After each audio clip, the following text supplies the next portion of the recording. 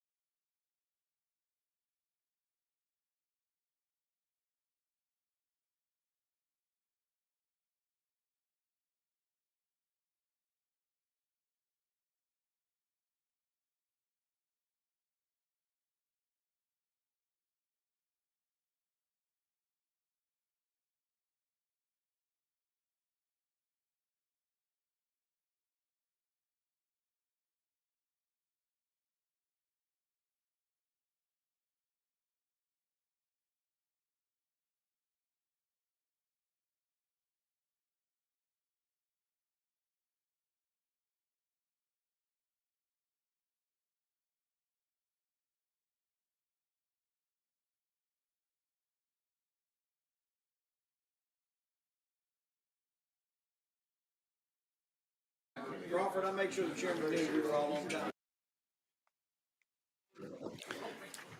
I'd like to call the Finance, Ways and Means Committee to order for February the 24th, 2025. Madam Clerk, please take the roll.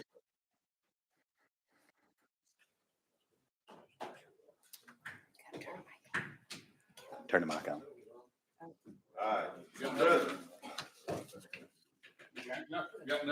It's a bottom. Indoor light might not be working. Is it that one? I don't.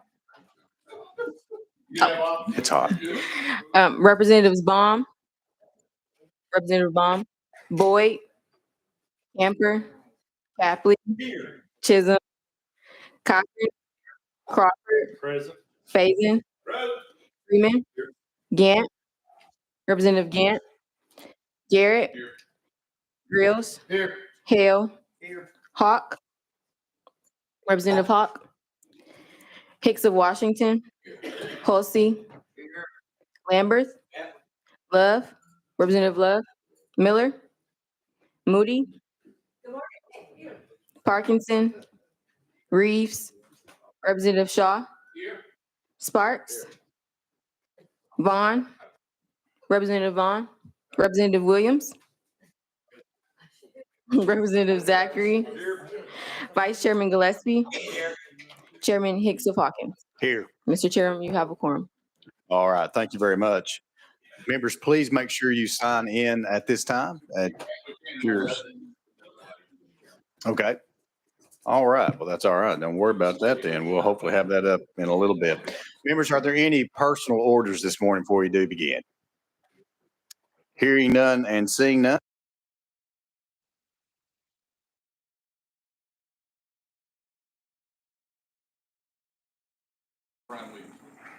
All right, let's try this again. So, members, today we have two budget hearings. The Department of Revenue was supposed to be at 8 o'clock, but we were going to have to reschedule them. So we are going to begin with the Department of Economic and Community Development. And I know they are sitting in front and center and eager to go. So Commissioner, you may move forward, and we appreciate you being here. And before we move any further, without objection, we're going to go out of session. Without objection, we're now out of session. Members, I do want to remind you before we do begin that you may refer to your dashboard for all presentation documents. And with that said, Commissioner McWhorter, good to have you here this morning. You may begin, sir.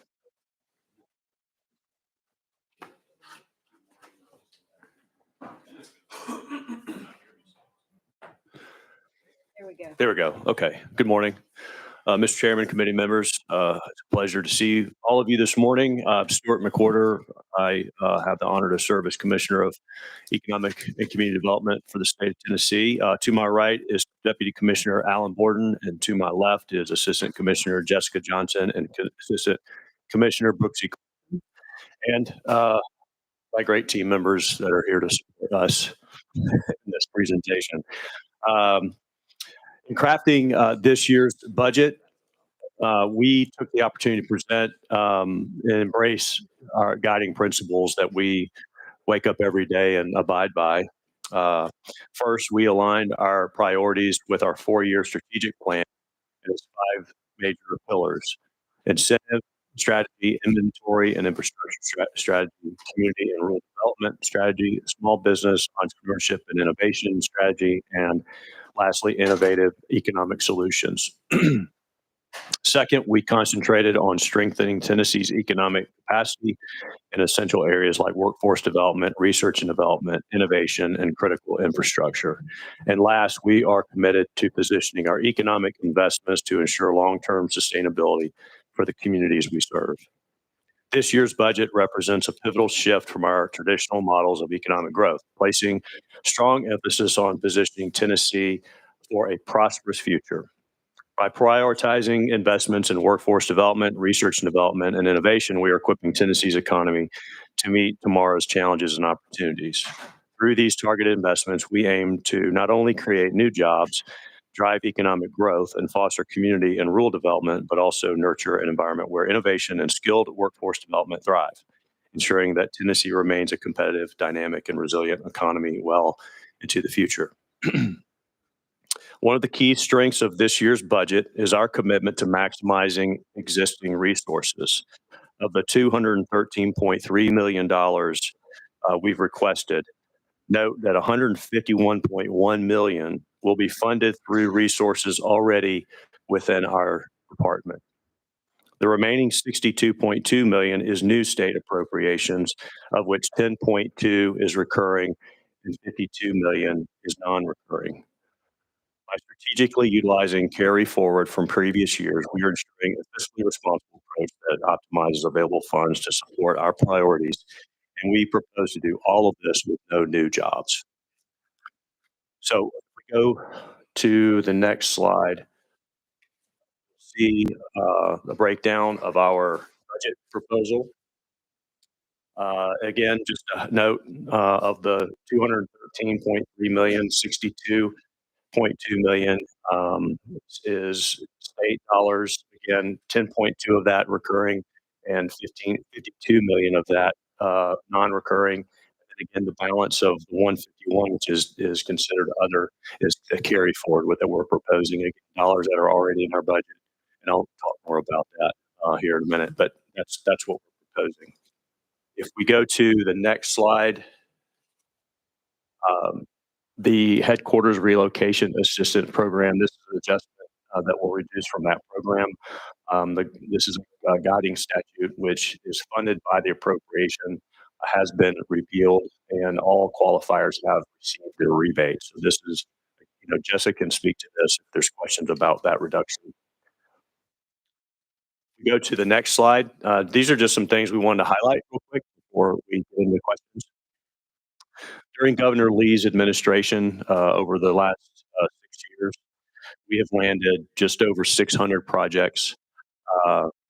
Note that in the middle, you'll see of those 605, 46% of those are in rural Tennessee of the projects.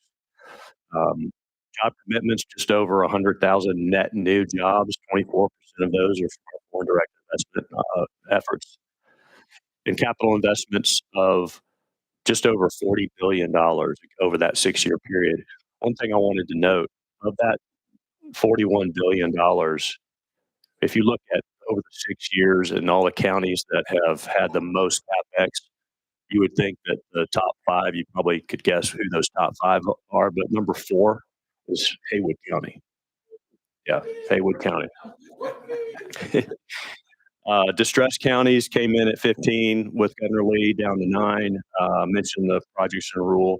Nuclear, obviously new. We'll talk more about that, but $5.3 billion of CapEx, just over 1,000 net new jobs. Our site development funding, which is something that we put a lot of energy and effort into, is just over $75 million of investment. Broadband, obviously a large chunk of that federal dollars, but has significant dollars, almost $800 million through our broadband efforts. And then SBIR, STTR, I think this is worthy of note, $33 million of state dollars. We've leveraged just over $140 million of federal grant dollars, yielding 675 net new jobs.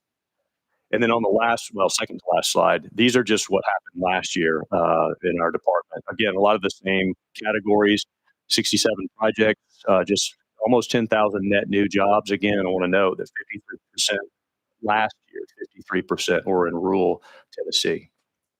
CapEx of just over $7 billion. We've remained from a distressed county categorization at 9. Again, you're seeing rural projects continue to hold their own, 51% there. Nuclear, just last year, a large part with Orano that some of you may have heard about, uranium enrichment project in Oak Ridge. Again, being active in site development funding, broadband still very active, and then again, just some SBIR, STTR. The reason we're putting that in is because we are asking in our budget for additional funds for SBIR and STTR. And then on the last slide, I won't go through them, but these are just, a lot of the things that are happening in our state, a lot of accolades. And, we compete with every state in the country, but particularly those in the Southeast, the many that border our state.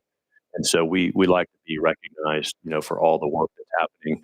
Thanks to you all, thanks to your support of the General Assembly and allowing us to do the work that we get to do for all Tennesseans. So that wraps up my presentation, and happy to entertain questions. Thank you.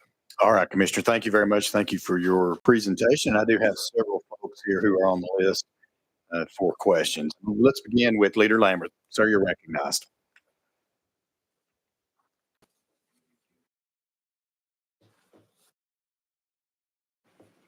Almost recognized. We'll try the other microphone here. Oh, good. Well, look, now both of them are working just fine. So, Commissioner One, thank you for the job that you do. And I know I heard this a moment ago, but I want to highlight it specifically for my question here. In your tenure or in Governor Lee's term over the last 6 years, how many jobs have we added in Tennessee, roughly?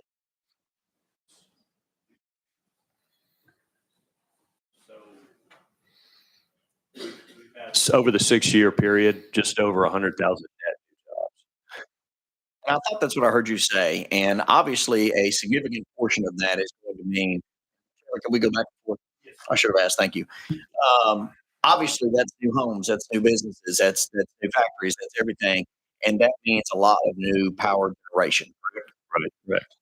So I know that we have approximately, about $60 million has been appropriated for ECD and 24 for the nuclear energy supply chain development. So how much of that funding has already gone out the door or been obligated to this date? Great question. So we had $50 million 2 budgets ago. That was the initial funding of the nuclear energy fund, and then last year an additional $10 million. That gives us $60 million total to date. And then obviously in this budget, we're requesting an additional $10 million to get us to 70 total. Of those, of the 60 that we have today, what's been announced and accepted is $13.5 million.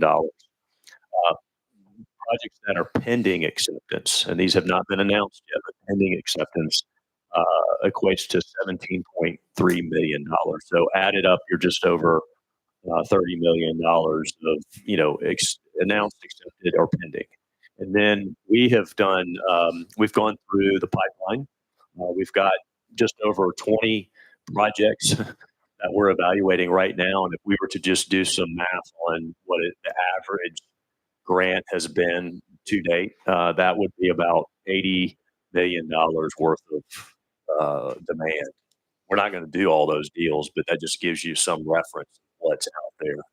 When this was announced, when Governor Lee put this forth and you all approved, it really put Tennessee in a pretty interesting and unique position with respect to nuclear energy and projects that are happening literally all over the world. And we've had some great announcements as a result of the work and the dollars that we've been able to utilize as part of this. So we're asking for the dollars. I think it's a function, one, of demand. The demand's there, but two, other states are starting to do the same thing, and they're recognizing that they're seeing success here.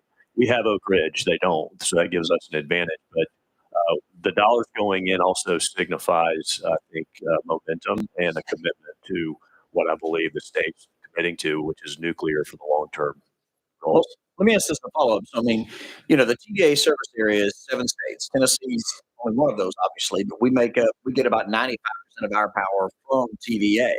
Right. So the total TVA megawatt capacity from when I was able to research is about 33,000 megawatts. So Tennessee's about 21,000 megawatts of that.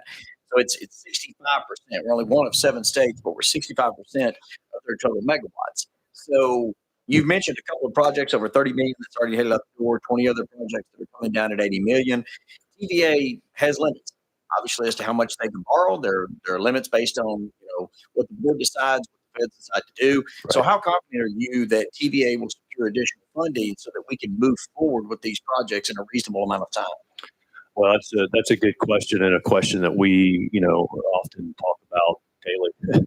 I think that one thing I hope members understand is that the demand for power is continuing to increase, enormously, and it has really become, from our perspective, and I'm not just speaking for our department. I think my other, peer commissioners across other states have the same challenges as well. And the demand for power continues to increase. And it's not just because of population growth. A lot of it has to do with just the fact that if you think about advanced manufacturing, a lot of these manufacturers are investing dollars in advanced manufacturing, and that's requiring robotics and automation. It's power. It equals power. And more projects that are coming to us are increasingly becoming a challenge. And what I mean by a challenge is, TVA is our partner, obviously, and they're the ones that decide if these are projects they can do or not. They want to prioritize and they want to be aligned with the state. But I think that in a few years, if TVA is not able to invest or have at least the ability to innovate and think outside the box, and what is typically called, behind the meter type investment, then I think we're going to find ourselves in a pretty difficult place, at least from an economic development perspective. So, more and more businesses are coming in with the requests of these large, energy demands, and we've got to figure out with our partner and as a state, we need to be talking about how we can solve for these types of opportunities and challenges. Well, a couple of just kind of direct questions on that. Do you know, how much is the ask of TVA at this juncture? And do you know in the next 5 to 8 years, what type of dollar figure are they talking about potentially investing? Well, They've talked about, as I understand it, I know they're investing about $16 billion right now, and that might be more directly related to peak energy demand.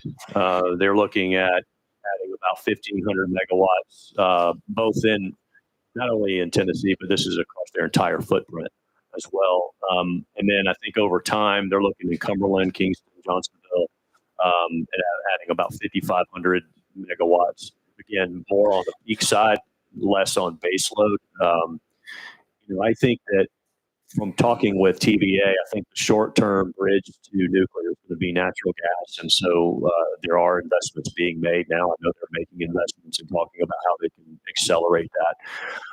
But to what you all and the governor is trying to do, nuclear long-term, we do believe that that's going to be the long-term solution. That's not happening in the next 10 years. They'll make a lot of progress, but that's a decade or so out before we're able to solve for what happens in the short term. So let's just say short term that they do make a $16 billion investment. We put in, this 80 and 30 that you mentioned here. What about the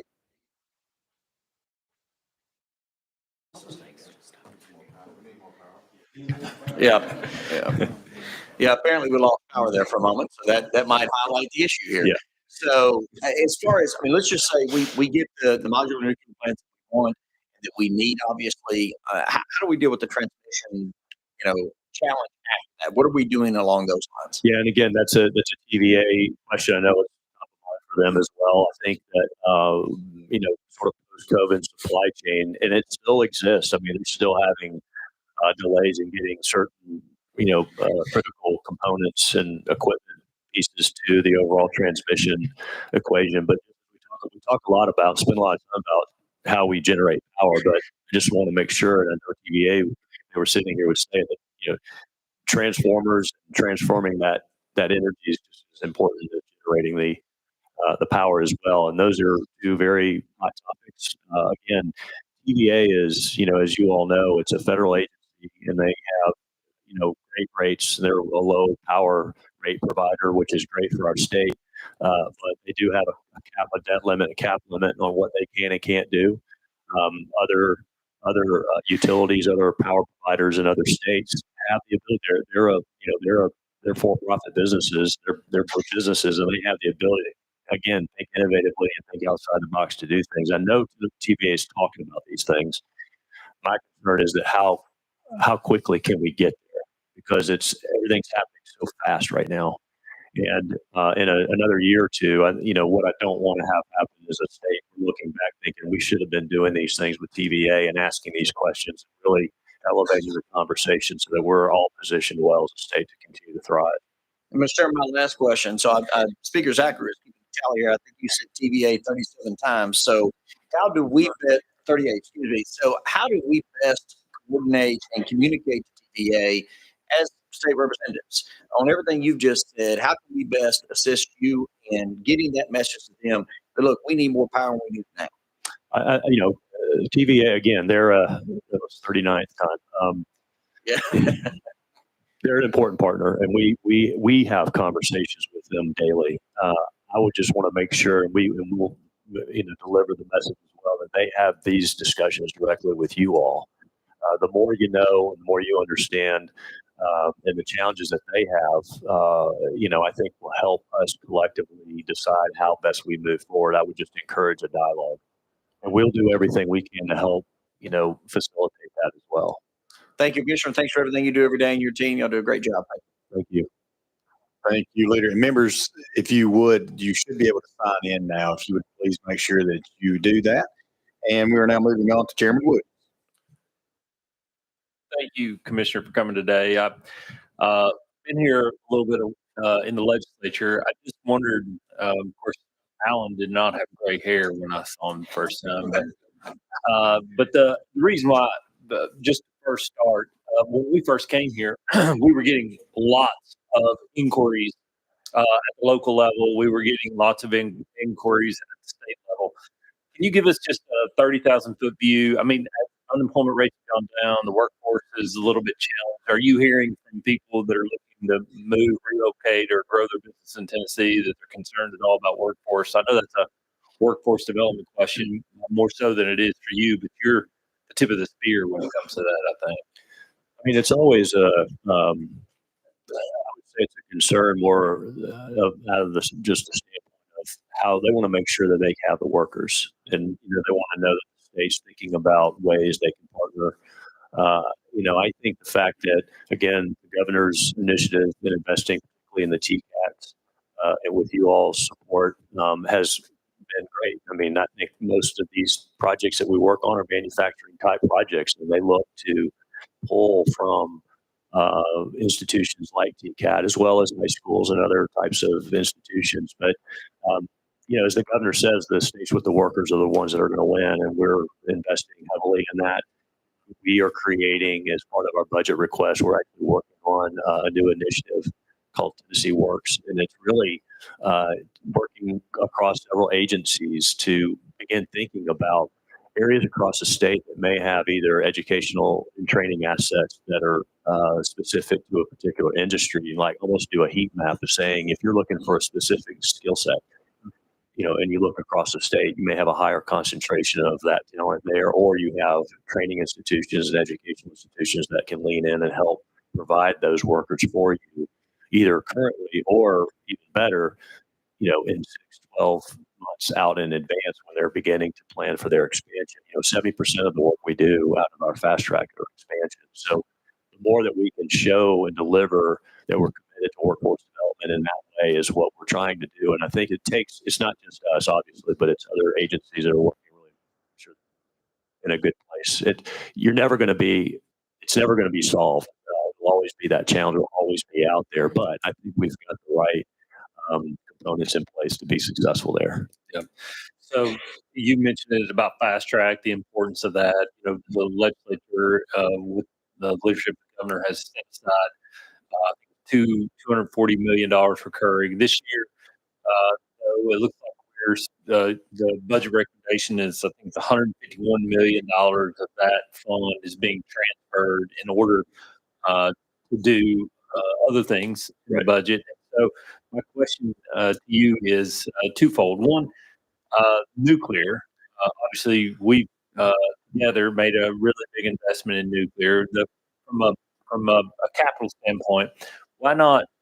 Since those monies were not used, why not use an additional $50 million out of the fast track in order to do that this year For nuclear? Yeah. Well, I think that the governor asked us to put this in the budget as a non-recurring item. In terms, it was a new item for us, and that $50 million is specific.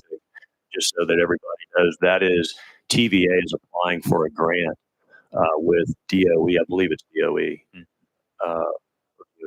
DOE, and it's to help accelerate the timeline on the Clinch River small modular reactor project. And our state's $50 million would go in as a match toward the $800 million grant that they're trying to obtain. If they don't get that grant, those dollars revert back to the state. So through working with FNA and the governor's office, it was advised that there was a new request, non-recurring request. Okay. The reason why I asked the question is we're reverting $151 million. We've stipulated that of that $240 million recurring that we're spending there for fast track is a really important part, but we haven't really looked at what we think would be the ideal number for recurring revenues as it relates to fast track. Is $240 million too much? Are we still seeing the demand or the need for that, or is that something that we need to look at as far as overall budgetary needs? Yeah, I think so. Just to remind, part of the reason why we have such a larger surplus than normal is that in fiscal year 23, part of the supplemental budget, you all allowed us to submit a $300 million supplemental that was specific to a particular project that did not happen. And it gave us the ability to look at another project that was a similar size, and that didn't happen.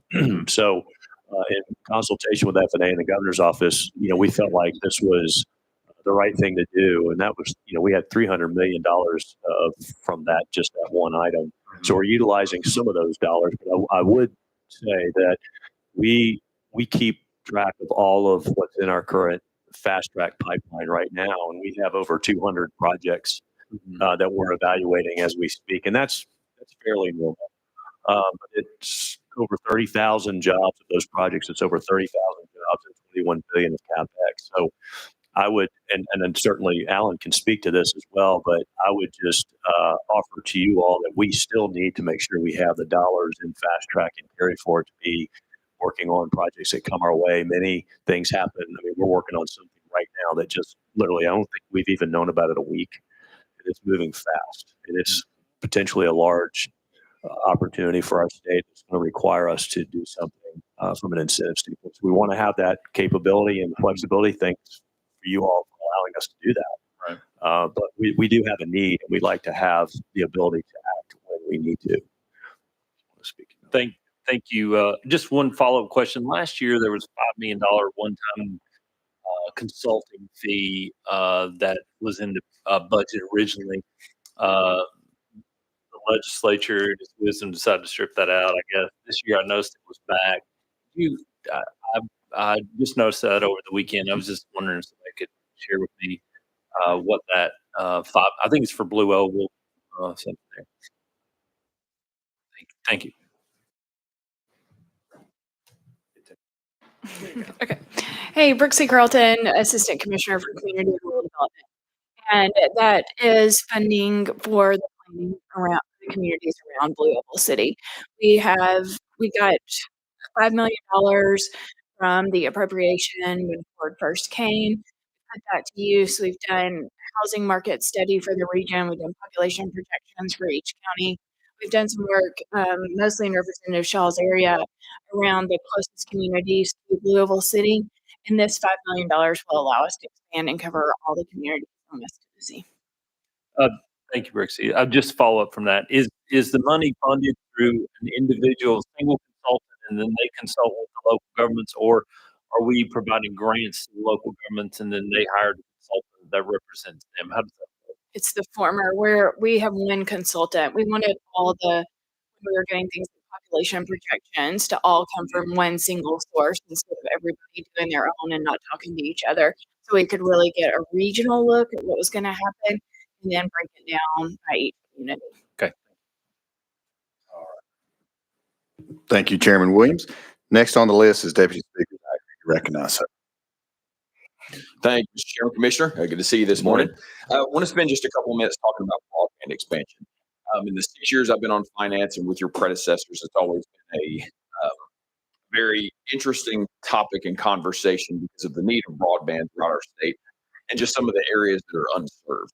And one of the blessings of COVID, or one of the positives, one of the few positives out of COVID, is the federal money. I believe it's over $1 billion that we've received for broadband expansion to maybe once and for all address not only the unserved, but also the underserved area.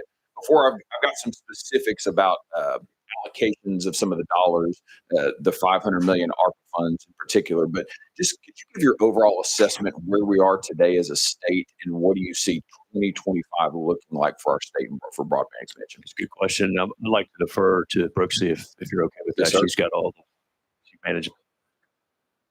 Sure. Brooksy Carlton again. So when we started the broadband program through the $10 million allocation that gave us in 2017, about 20% of the state was unserved with broadband. Now it's about 5%. And going along with that, we've increased what counts as broadband. So we have gotten the speeds a little bit higher for what will count toward being served with broadband. So we've made a huge dent in that. In 2025, over the past few years, as you've mentioned, we've been implementing the ARPA funding, the $500 million in ARPA funding. And then over this year, we will get our allocation from the feds for the $800 million. That was done by a formula. Each state got how much they expected it to cost to finish out broadband for every household and business in the state. So we will be accepting applications probably in March. We're waiting on final approval from NTIA before we can accept those. Should be accepting applications in March. We have to have, we have to account for every household and business by the end of July, saying how we will serve that. They will have a couple of years to actually do the construction, but we have to tell NTIA by the end of July how we will serve every household. That's a really good update. Specifically related to $500 million ARPA funds, the Tennessee Resiliency Plan dashboard, if I said that right, shows that we spent 184 of that 500. So is that kind of your explanation of the remainder of the year we'll be spending that money into 2026? Yes, sir. We, it's probably even more than that right now, but we have allocated that $500 million and are now just under contract. That has to all be spent by December 31st of 2026, and we're on track to do that. Chairman, a couple more comments. Yes, sir. And then also it shows that 4.9 million had been budgeted for TCATs, and it looked like as of December 31st that those funds had not been spent. Can you give an update what those funds are for and if what the plan is to spend those? We awarded funding to 5 different TCATs to expand their workforce development training programs for people who install fiber. So there are several TCATs spread across the state that are working on that.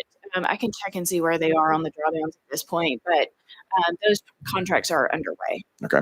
And then if you could go back to, because you had talked about 20% going to 5%, and the different definition of speeds, because that has changed consistently over the last couple of years. What are the definitions now of speed for unserved, underserved? Can you give us an update where we stand today?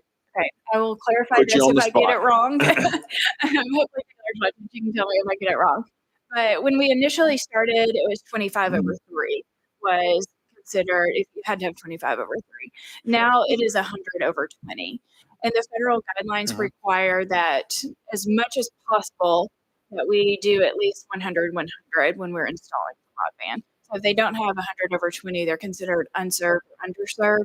And then we are shooting for at least 100 over 100 for every household. And then last question, Mr. Chairman, can you clarify unserved versus underserved and go back to that 5%? Does that 5% include unserved and underserved? Because again, there's a big difference between the two, because even in Knox County, we have a really small pocket that is unserved. And we have some of the utilities trying to get service in there because there's about 80 homes that literally have no internet access. Now they have Starlink, so it's actually enabled them to move that route. But can you just provide some more clarity related to that? Yes, sir. The 5% includes unserved and underserved. The definition is similar. The underserved is they have 25-3, but they don't have 100 over 20. Okay. All right. Very good. Thank you. Thank you, Commissioner. Thank you, Mr. Chairman. All right, thank you. All right, next on the list is Leader Cochran. Sir, you're ready. Thank you, Mr. Chairman and Commissioner. Good to see you this morning. Just expanding a little bit on Speaker Zachary's questions on broadband in 2022. We passed the we passed the legislation that made those materials gave a sales tax exemption, right, for broadband equipment and services. So, do you see any a direct correlation? Has there been an increase in broadband deployment in Tennessee, which could be associated with that sales tax exemption? Thank you for the question. I'll ask Brooksy today. We have talked to the providers, and they have told us that it is an incentive for them. So if they are, especially some of the national providers, if they are trying to decide whether to invest in Tennessee or another state, they can go further with their funding here in Tennessee. They told us that that is valuable. But I think Department can give you some more information on how much of that money has been used, or how it's been used. Okay, and then just one last follow up. If someone were to ask us, is broadband access in Tennessee improving? What's the number that we give them to show? Yes, it is. It used to be here, and now we've gone to here. Yeah, I think the 20% to 5% is what we use the most, and you can tell by the investment. We still have $800 million to invest. The 5% is really hard to get to. Those are the really expensive customers to get to. So it's going to take a lot of money to get to that last 5%. That's what we're trying to do. We should have every household, we should have a plan for every household to get broadband by the end of July of this year. Thank you very much. And I think, Deputy Speaker, Zach, you had a follow-up on the question. You're right. No. Here we go. Thank you, Mr. Chairman. Brooksy, just to clarify, because I wrote this down and then I started putting numbers underneath it. Can you go back and just clarify the March applications? Can you speak to that again? It looks like. Yes, sir. So we are waiting on NTIA, who is the federal funder, for $813 million. We submitted an amendment to them. As soon as we get the amendment to our plan approved, which they've told us the last couple of weeks, it should be any day now, then we will open applications and the providers will have a chance to apply. Hopefully, probably end of March is when that application deadline is going to be, so they can apply for that $800 million. Can you guys please make sure that we're aware when that opens? We have plenty of notice. We can get that out to our groups. Yes, sir. Thank you. Thank you, Brooksy. Thank you, Commissioner. All right. Thank you. Representative Shaw, you're recognized. Thank you, and thank you all for being here today. I just want to reiterate how appreciative we are of the work that you're doing. I did want to ask you, you talked about maybe about 53% of all of the activities has been focused on rural Tennessee, which I'm very proud of because over the years that I've served, it's been mostly, other areas, but thank you for that. But how are the local, and I don't want to wait you off in the weeds, but are the local people, because from our experience, this has happened so fast to us, we don't know what to do in some cases. How are the local governments responding? Are they really becoming good partners? Or is there something we can do from a legislative perspective to help you all become good partners with the local folks who are receiving all of these different projects that they're getting right now? For instance, Haywood County, something we've never seen before. So how are we responding? Well, I would say that the results that we are talking about is a direct result of the local leadership. I mean, we are only as good as those that are boots on the ground, as I would say.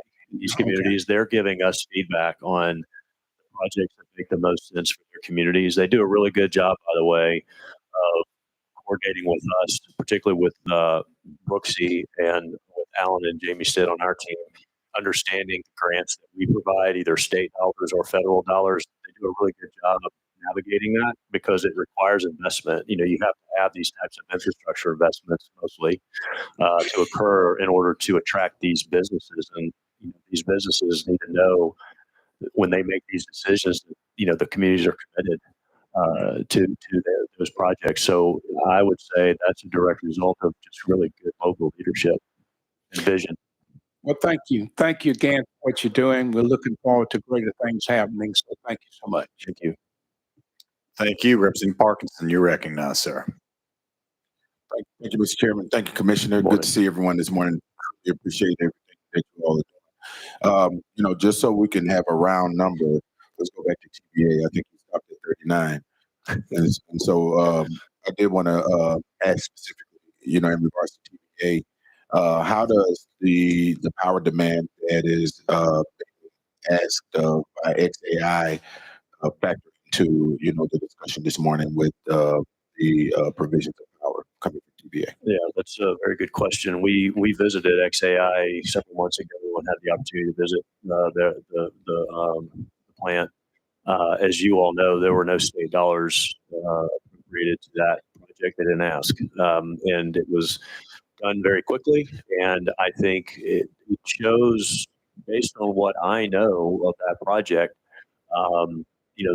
XAI is investing tens of billions of dollars in Shelby County, and they're going to continue to invest in that facility. They've acquired more property, and they're going to grow that. As I understand it, that was a very innovative, outside the box thinking relationship that they had to create with TVA. And I think the goal over time is, they're at 150, 200 megawatts in plans now that will grow And then what they usually say is these large data centers are going to get to a gig, which is 1,000 megawatts. And so it's relationships and structures such as XAI and TVA are happening across the country. I'm not privy to the details of exactly what that is, but all I know is that XAI has invested their own dollars to make sure that they get this facility up and running quickly and getting the power they need. I know they're doing a lot of work on generating on the short term gas generators. They're storing a lot of that power with the batteries and getting it done. And they've invested even beyond that with their gray water system that they've spent I think, $80 million to do that. And then last thing I'd say is that it's not a power question as much, but I know they're investing in making really good wage for folks that are working there and paying what I've been told is a Silicon Valley wage in Memphis, which is really good. So we're excited to see where that goes. You recognize President Parks. Thank you, Mr. Chair. And is ECD not involved in any capacity? And should the state have some involvement in it, just to ensure that with the power demand that those citizens that also need power in that part of the state are not suffering. And I'm not saying they are. So let me be clear. But should there be some type of state involvement to ensure that everybody's being served properly? Sure, and that's a good question. I think that other agencies, other state agencies, I know have been involved. And I would say, we with the Department of Revenue, we also have somebody on our staff that works with companies to make sure they understand the tax code. So there's some advantages there that the company can utilize, and they, as I understand, they have done that. We believe that as they grow and other suppliers, in particular, other suppliers will come into the Memphis region, that's going to give, I think, us an opportunity to engage even more so because we understand that will continue to grow. Not knowing the full plan of XAI, I believe that it's a relationship that we're beginning to develop. We're leaning heavily on the mayor, with the chamber, Edge, others that are there, just to make sure that those. Answering Representative Shaw's question about local leadership, we're leaning on them to give us some of the feedback to the extent that they know and make sure that we're in a position to be very supportive of their efforts. Okay. And just a couple more questions. The Fund Tennessee initiative, is that initiative still alive, and is there still monies left in the budget for that? And what other micro business opportunities do we have at ECD? Yes, we are still, Fund Tennessee is still in operation. Where again, we partnered, and Lizzie Cox is here if there's any specific questions to launch. They're running the equity component program of that, and our department manages the debt component of that. Still active. I would say that we're maybe 30% funds roughly of the funds have been deployed, and it's working well. I think people are starting to recognize that the program's working and they have access to that. We also, within our department, we have placemakers, which is part of what Brooke C. and her department utilize both in urban and rural communities to provide supports to entrepreneurs and small businesses. So we try to give them access to resources as best they can. We're strong believers in small businesses as entrepreneurs. I mean, that's really the heartbeat of our economy at the end of the day. So we want to make sure that we're doing a lot of things to address that. I would say in our budget, if you add up all of the things we asked for and we put them all in one bucket called innovation, it's probably the largest ask that we've had, because we recognize that, the true innovators in our state need to, be supported. And they are supported, but it's growing, and they're so diverse now. So we want to make sure that we're well positioned to compete with other states, other countries, quite frankly, in that regard. Okay, thank you, Mr. Chair. All right, thank you very much. Next on the list is Chairman Vaughn. You're recognized, sir. Thank you, Mr. Chairman. I appreciate y'all being here today. I want to go back to discuss this centralized planning function that's occurring over West Tennessee Association with Blue Oval City. In that original $5 million tranche, how much of that has been taken down by the consultant at this point? So the first $5 million, about 95% of it has been allocated. About 50% of it has been drawn down. Okay, and so, excuse me, Mr. Chairman. Please, go right ahead. Okay, thanks. Here's my concern with this methodology that we're employing here. Everybody knows in that area what's hindering us from growth and development in areas outside of suburbanized areas today is lack of wastewater capacity. The other thing that's keeping things from breaking loose in that area are basically the skill set and experience of the local leadership. You touched on local leadership, Commissioner, several times. And I'm afraid that what we're seeing is that a top-down approach in this instance is not necessarily very effective. Just because of the fact that for communities that have the appetite for growth, they may be looking for something else. And whenever you have, sounds dastardly, but it's not meant to be, but an overlord from Nashville looking down and telling people what they need, as opposed to allowing people to seek what they want for the uniqueness of their communities and the assets and the natural resources that they have, it seems like that would be a more efficient way to push growth into those areas. Again, the lack of wastewater is the number one thing. We built a big old wastewater line that none of these communities can get into. So from somebody who watches these things and grabbed hold of the great blue promise, it's pretty frustrating whenever you see rural areas as opposed to build it and they'll come. It looks like build it and they'll commute. And I know that a centralized wastewater facility in West Tennessee is something that we need for that area. And I'm afraid that $5 million to a consultant that has 50% of their contract left, it seems to be questionable in my mind as far as where we're going to invest. It seems like giving a grant program to these local governments could take down what they needed and were able to, again, explore the opportunities in their communities that they want, as opposed to what someone from Middle Tennessee is telling them that they should have. And I think that we've seen plenty of studies out of them. That's just a concern of mine that I think it's fair to mention in the fact that we're seeing a lot of planning and not much doing. If I can respond to that, the first thing that we did when we started the contract was meet with every single community in West Tennessee. We went, had a meeting there, asked them what they need, and we have continued over the last couple of years to follow up on that. So we let them tell us what they need. And it's been different for every community. For Stanton, we did a government administration plan that just said, here are some services you're going to need to provide over the next 10 to 20 years in your community. And here's the way that your community can set up your government to do that. And some other communities, they wanted to talk about wastewater. A lot of them want to talk about transportation planning. So we are responding to what the community tells us when we do these plans. And then I was going to say something. Yes, the wastewater treatment. So we are also trying to be really careful not to step on anybody's toes, not to get out of our lane, to make sure that we're being good partners.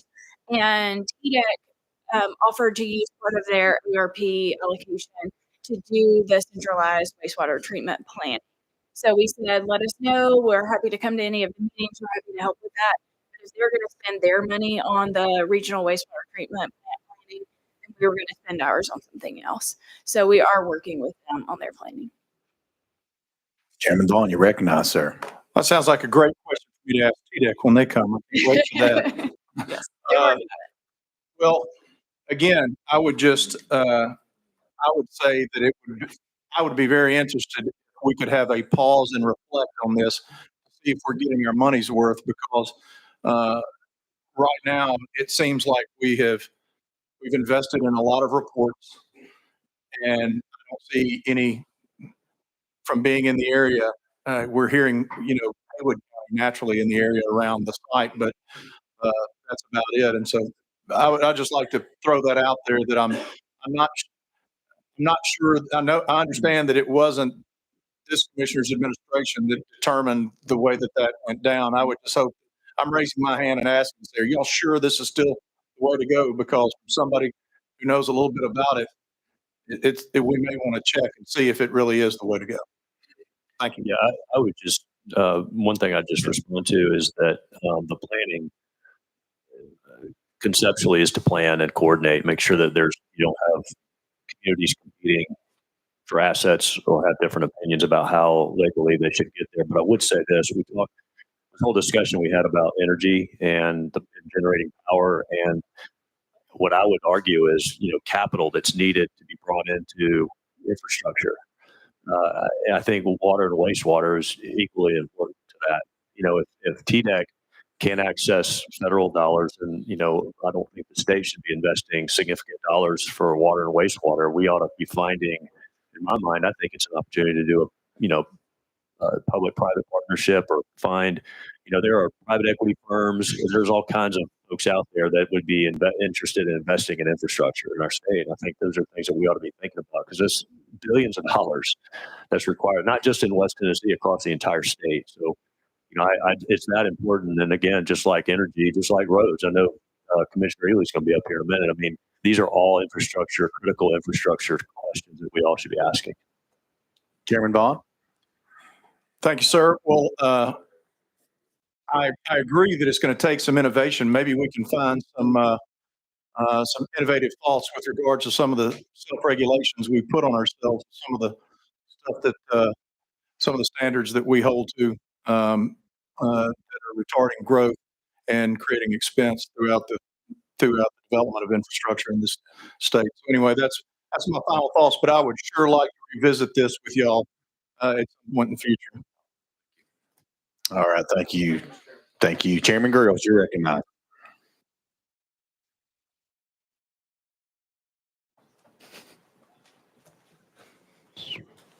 Thank you, Chairman, and thank you guys for being here. I sorry I had to run out while I go. I had another meeting, but I tried to get two things at one time. I know you guys have to put up with a lot of local politics and lots of little circuits inside the different communities that you have to work with, and I want to thank you for always putting up with those folks. I know sometimes you don't necessarily get appreciated. I just want to tell you how much I appreciate that.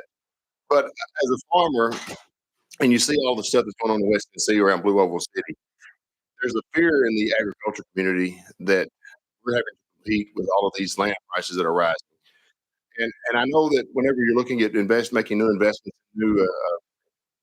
whatever it is that the project is coming forward, and you're basing those dollars that you're going to invest on the job creation.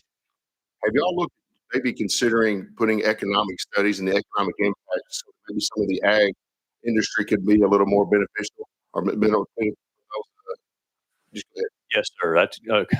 That's another great question. We're talking with ag. We're actually talking with ag and tourism about some real specific projects that we haven't normally done in the past. And I would also say that we believe that for farmers that are looking to find other sources of income and partnership opportunities, the whole ag tech space is wide open. We're looking at doing some things with Ag Launch, for instance.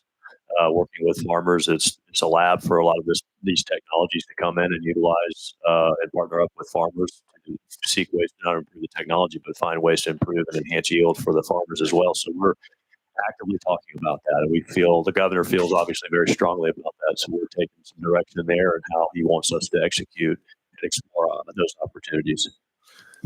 Well, and I appreciate that, and I appreciate the governor's leadership on that. There's lots of things that we can do. We're worried about land loss and different things of that nature. But my understanding, or my opinion, is one of the best ways to keep a farmer from selling his farm is make sure he's profitable. And if we can take those markets that we have now and expand upon those markets, maybe even create new markets, whether it's soy diesel, whether it's soybean crushing mills, whether it's clean and sustainable aviation fuel. There's all kinds of opportunities out there that the ag sector has, but they don't necessarily create the jobs that get all of the praise that the newspapers and the TV stations like to report on. Yep. So I just wanted to bring that point up, and I appreciate you listening to me. Sure. Thank you. All right. Thank you. Representative Chisholm, you're next. You're recognized, sir. Thank you, Chairman. I want to go back to the Invest Tennessee part. Those federal dollars that we draw down. You said there's about 30% of it that's been utilized right now. So my question now is, what's the approval rate of the businesses that? Ask Lindsay Cox to come. Good morning, Lindsay Cox with Launch Tennessee. Just to be clear and kind of lay out from the top. So Fund Tennessee is a federal initiative that encompasses both a loan program, which is called LendTN, as well as an investment program, which is equity investment called InvestTN. And so Launch Tennessee oversees the InvestTN portion, not the LendTN portion, which is overseen at the ECD level. And then both programs together make up Fund Tennessee. So just wanted to ensure everyone had that context. That program is designed in tranches, so 3 different tranches, so 117 million over the total program that comes in those 3 intervals. We are now in the process of drawing down on our second interval. So we have deployed 80% of that first tranche, that first third, and then we'll be requesting that second tranche, so that next third. So that's where that 1/3 comes from.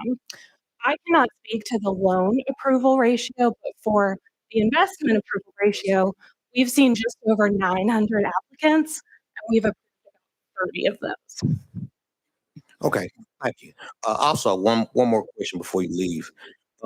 The equity part, is there a sunset on the equity, or is it in the future? Sure. So there's not a sunset on it per se. Our hope when we make an equity investment is obviously that an exit occurs and that more funds come back in and that those can be reinvested. Okay. Is there a percentage that you all look for within the equity investment? Sure. So we are never sole dollars at the table when we're making an equity investment. We're coming in with other investors and generally speaking, deferring to the terms that they're setting. And so the answer is it just kind of depends. Thank you so much. All right. Thank you. Representative Sparks, you're recognized. Chairman, thank you, Commissioner. Commissioner, as of July 31st this year, Bridgestone in Laverne will be closed, and it started in 1971 at 700 jobs. Where do you see the future of that plant, or hear anything that could be potentially coming to that area or taking over that plant?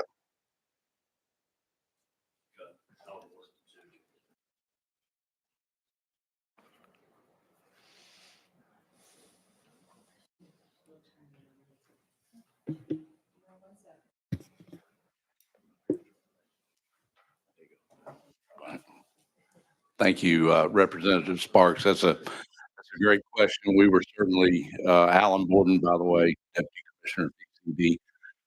We were very disappointed to hear of that plant closing as well, sir. In talking with Bridgestone, I think there were a number of things there. Mainly, as you mentioned, that plant opened, I believe, in 1972 as a Firestone facility. And so it is one of the oldest assets, quite frankly, that Bridgestone has. And I think that probably played somewhat into the closing of that facility. If you will recall, about a year or 2 ago, we were successful in working with Bridgestone to basically do a mirror plant and double their capacity in Morrison, Tennessee, over in Warren County. Now, that's probably another factor that played into this closing, because they're only 60 miles away from each other. What this will actually most likely do, or at least Bridgestone is sharing with us, it will strengthen the Morrison, Warren County facility and the capacity that they're going to be generating with new capital going into this brand new plant, new automation, more efficiencies, those type of things. Now, with that said, what we will be doing in BCD is we'll be working very closely with Bridgestone to help find another user for that facility at Laverne. And you can be sure, sir, that if we have some prospects that are looking at that facility and considering that facility, then we're going to be pretty aggressive in pursuing them. Thank you. Thanks, all right.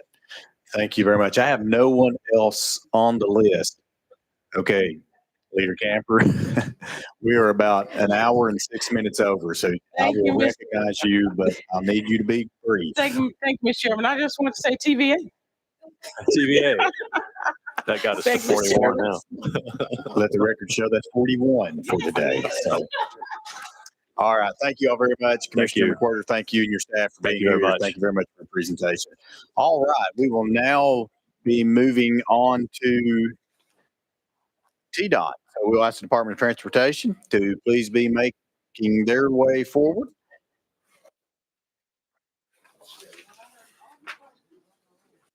Yes, you did. Oh, yeah. Yes.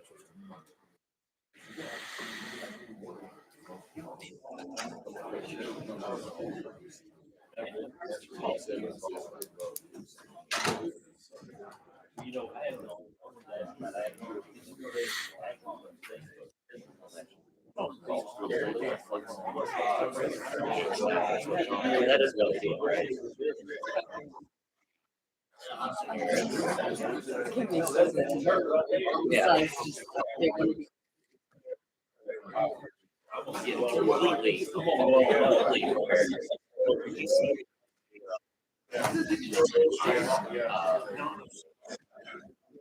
No, it came from. Oh, you need to. Every single. Over the week. I'll get them started and then Commissioner, thank you for being here this morning. It's good to see you and your staff, and we will let you take it away. Thank you. Very good. Thank you, Mr. Chairman. Members of the committee, it's great to be here today with you. And I just want to start by saying thank you. Thank you for this committee's support of infrastructure in Tennessee. I'm also especially appreciative of the sound fiscal policy that this committee has always had, and we appreciate that because I don't think we'd even be having some of the conversation today if it were not for that sound fiscal policy. You know, for a long time, DOT was a department that was able to eat what you killed, so to speak.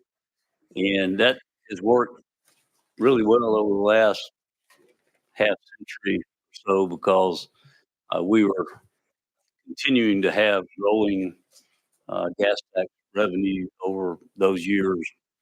We were not only able to maintain the assets that we have, but we were able to continue to grow capacity as we needed to along the way. But unfortunately, that's beginning not to be the case anymore.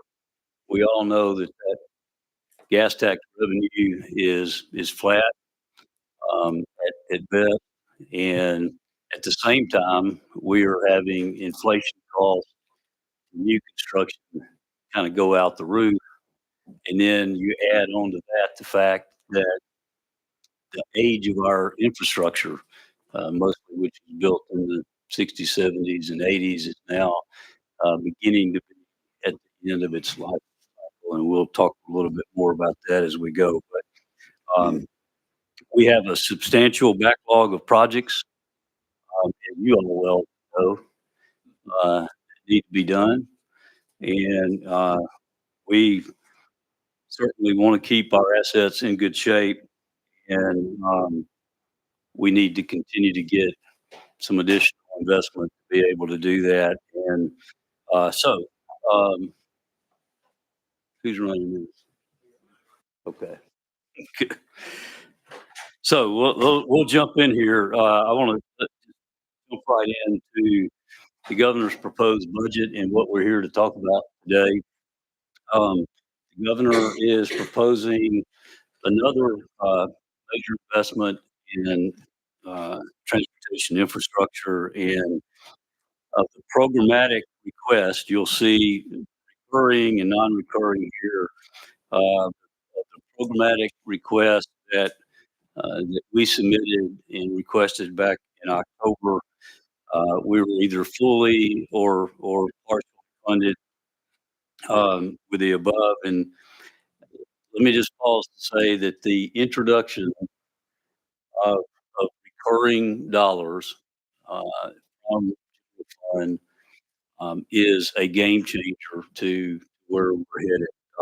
It is certainly gives us an avenue for sustainability as we move forward.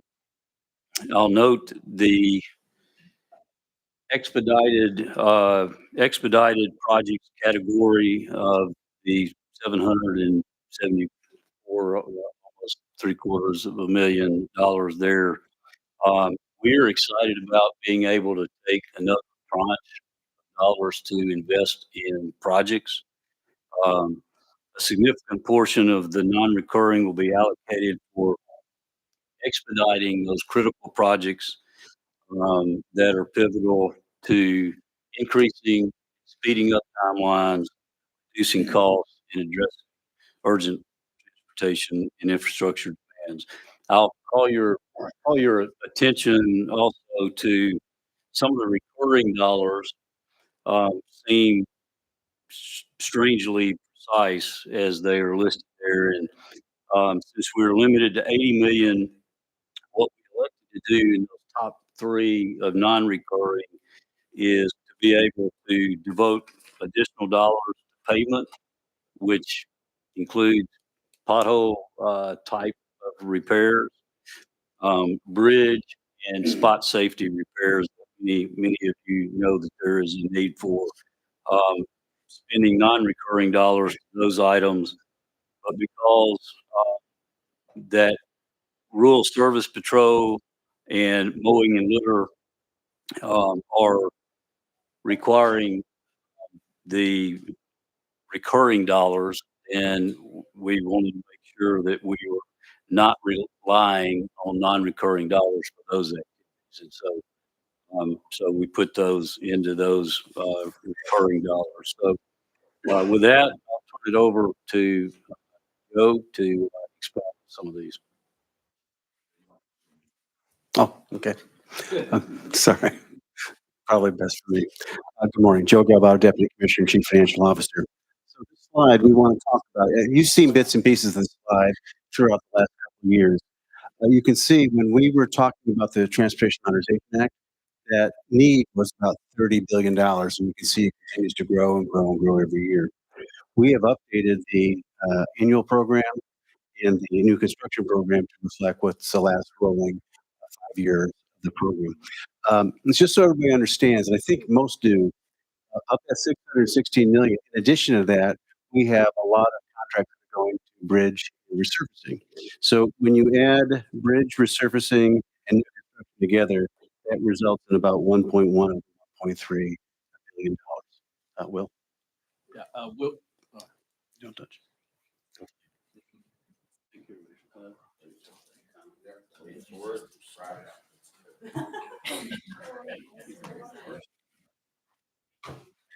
There you go.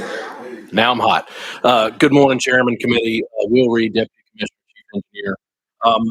As the Commissioner mentioned and Joe laid out the need that's out there, I want to focus on what is a common theme with throughout our request, and that is state of good repair of the current assets that we have. If you'll direct your attention to the right side of this slide here, you will see in the top right, this is a graphical depiction of the age of our bridges in Tennessee. The red being our Tennessee-owned bridges and the blue being the national average. One of the things that you'll notice there is a considerable amount of the bridges in Tennessee and across the nation were built in the 1960s. The reason that's important is typically the design life of a bridge is approximately 75 years or any significant major repairs or even replacement has to take place. Our average bridge age in Tennessee is 48 years. What that means is when it comes to bridges in Tennessee, and we have over 20,000 of them, 8,400 of them state-owned, the bill is coming due with regard to repair of those bridges and replacement in many cases. So one of the things we do is we manage to certain targets. We only want 6% of less of our bridges to be rated poor. Poor doesn't mean it's unsafe. It means one of the major components of that bridge is in poor condition. It could be the deck, it could be the substructure, it could be the superstructure. Right now, we are hovering at right around 4%. That number has continued to go up. We are approaching that target of 6%. If you drop down to the next graphic there, you will see the condition of our pavements. What is in red is our interstate pavements, and what is in blue is our state routes. You'll notice in that graph going back to 2012, we have seen a significant steady decline in the condition of our pavements over the last several years. A lot of reasons for that. Our targets for interstate, we want to have over 50% of them in good condition. We are right at the 50% mark right now. And frankly, we are starting to tick up because of the investments that this body has chosen to make with the TMA. Our state routes, however, are still suffering, as you see in blue. We are dangerously at the level where additional investment is going to have to be considered. So again, you will see the theme throughout our presentation of investing in state of good repair. As I have testified before this committee and others in the past, we are big believers that you don't go put in a swimming pool if your house needs painting. And you will see that common theme throughout our comments today. Thank you, Will. So we all know that we have a lot of great things going on in Tennessee. We know that we're continue to be one of the most moved to states and are on par with our peer states, in many cases, Florida and Texas. And I'll call your attention here to one of the things that Will pointed out, and that is the percentage of revenue of our total budget that goes to transportation. You'll see that we are about half of what at least those two peer states represent. And so we certainly continue to look at how we can be able to do more with less. Of the 50 states, we rank 40th in total transportation spend.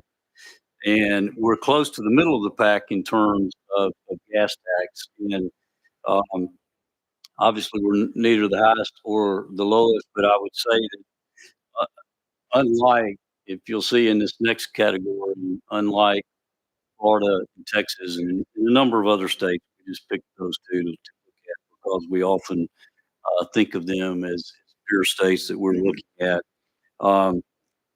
They both utilize bonding in a lot of cases.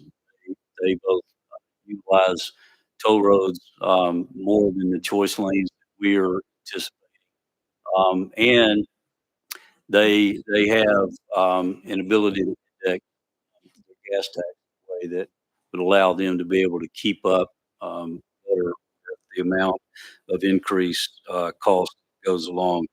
However, you'll see that we're actually keeping up with them in the condition of our roads standpoint that Will talked about. But we've got to continue to keep on track on that to make sure that we keep them at the level that all of us want to be able to do so. All right. It is a budget hearing, so let's talk about the numbers here. On the budget analysis here, I always like to bring up federal, state, and local where we stand. You can see in the federal side, we are funded by federal transit, federal aviation, and federal highway. Federal highway by far the largest piece of it. So when the 5-year bill that we're under, the Infrastructure Investment and Jobs Act came to be, we see about a 20 million increase year to year in Tennessee. This particular year on the stated chart funding, it's about 24 million. There's some other puts and takes here between the different federal agencies, but that's the areas. On the state side, it's pretty easy. We have the $1 billion non-recurring. We have the 80 million from the tire tax recurring. And then we actually have a decrease in the Transportation Equity Fund. And I think what's going on there is that when the funding board put the Transportation Equity Fund numbers together for fiscal 25, I think they overstepped how much they think the TEF would actually recover. Remember, this body changed the cap at any one aviation payer could pay $3 million in fiscal 24, $1 million in 25 going forward. I think this is just a correction of that. On the local side, again, that's just the local share of any state or federal project. So on the right side of the slide, again, this is the one I've been talking about for years, that our revenue is decreasing, certainly not keeping up with inflation. And we'll talk about inflation on the next slide. But you can see in fiscal Between fiscal 20 and 21, we grew at 4%. Between 21 and 22, we grew at 4%. And essentially, there's been no growth ever since. I'll call your attention to these are the actual numbers of collections, fiscal 22, 23, and 24. You can see how consistent it is. So gas at about 530, diesel about 235, special petroleum 39, and about 310 million for the vehicle registration. Remember, this body had a one-year tax holiday in 2023. Again, this represents collections. You also made us whole with general fund infusion. In fiscal 25, you can see we're talking about possibly a $6 million increase in our revenue, which is not a lot. At this point, we're only tracking to be about $2 million above fiscal 24. So that causes a little bit of concern. All right, so jumping on top of the previous slide, you can see the top line there. That's our top line user fees on the state side. Excuse me. So 1.1 billion per year, very consistent from fiscal 22 on to the current year we're in. But since fiscal 22, you can see that we have gone up as far as what we have to pay for a federal match. You know, as we get more federal dollars, we have to match those dollars to not let them lapse. That's up $36 million. What we pay our people. And the commissioner was very clear about that when we did the 500 positions back in 2024 and put that back into our people. But again, in that time frame from 22 on, we increased our salaries by $70 million. So what that essentially means, if you have flat revenues and the amount that I have to pay for federal match and for salaries and benefits is up $100 million, I've got $100 million less of things I can do. Further exacerbating this is the right side of the slide, which talks about inflation. And these are just for your information, what's going on with concrete pipe, et cetera. What I look at as a CFO is I look at what comes from the United States Department of Transportation, and that's the National Highway Construction Cost Index. And that shows, and if you smooth it out, 11% increase per year for the last 5 years, which causes even more problems with the department.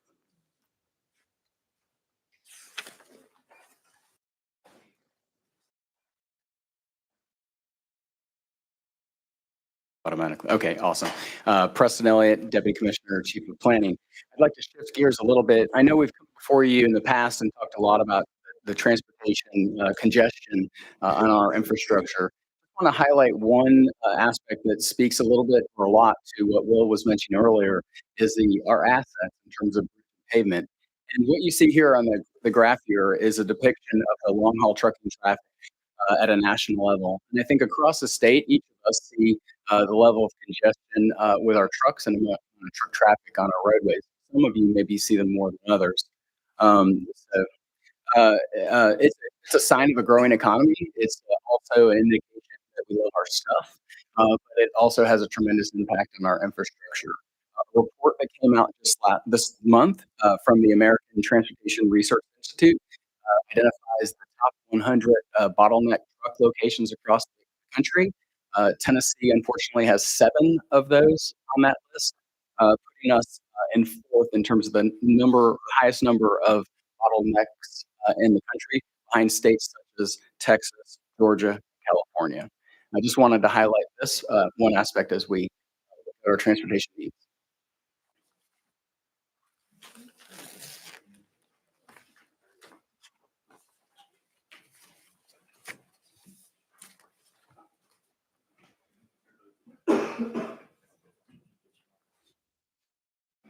There we go. Okay. What we'd like to do now is go through the recurring requests that are in the budget and just give a brief explanation about what each of them are.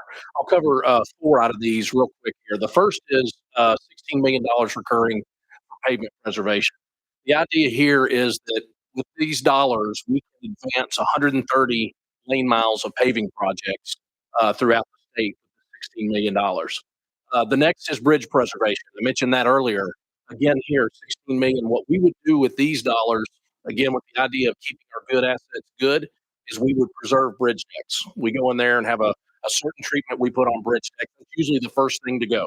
It's the first thing that's exposed to weather, salt, all those things. If we can keep that bridge deck good, we can greatly increase the life of that structure. So these dollars will be dedicated specifically to that effort. The third thing is mowing and litter. The additional recurring $6 million there would allow us to add another cycle to both the state routes and the interstates, a mowing cycle and a litter cycle every year to mowings or to the interstates and state routes. The next thing I will direct you to the bottom row in the middle, rural service patrol. I'm not sure everyone knows if if you represent an urban area, you know well, one of the most popular programs in the history of TDOT is our HELP program, our roadside assistance program in our urban areas. You'll notice from the map, everything in green is where we have coverage. Everything in red is where we do not. One of the things we think is a force multiplier for managing incidents, taking care of motorists, being able to basically expand the reach of TDOT's assets is to address those rural interstates throughout the state. The way we handle this right now is with our own in-house maintenance forces. So as you can imagine, that takes them away from other things that are day-to-day tasks from a maintenance standpoint. We have seen this work in other states. It's been quite effective. So our proposal there would be to add rural service patrol. Now I'd ask Preston to talk about spot safety. All right, thank you. So since the TMA, we've been able to increase the amount of funding that we have for our spot safety program. Prior to the Transportation Modernization Act, we were only able to allocate about 1 million per region. Now that number is up to 2 million per region, so 8 million. We have a federal safety program. The problem is that it only allows you to spend the funds after you have a problem. We've found great opportunities with our spot safety program that are state funded to allow us to address safety concerns before they become a problem. This ask here is to increase that funding, which would essentially allow for a significant increase in funding per region, about 5 million per region. And then I was going to just speak again on the pay for performance. So I think most folks here understand this, but TDOT is one of the few departments of state government that when there are increases to our pay, increases to bonuses, that we absorb it. And that again is part of that first slide that I brought up on why our salaries are going up, and why we absorb that.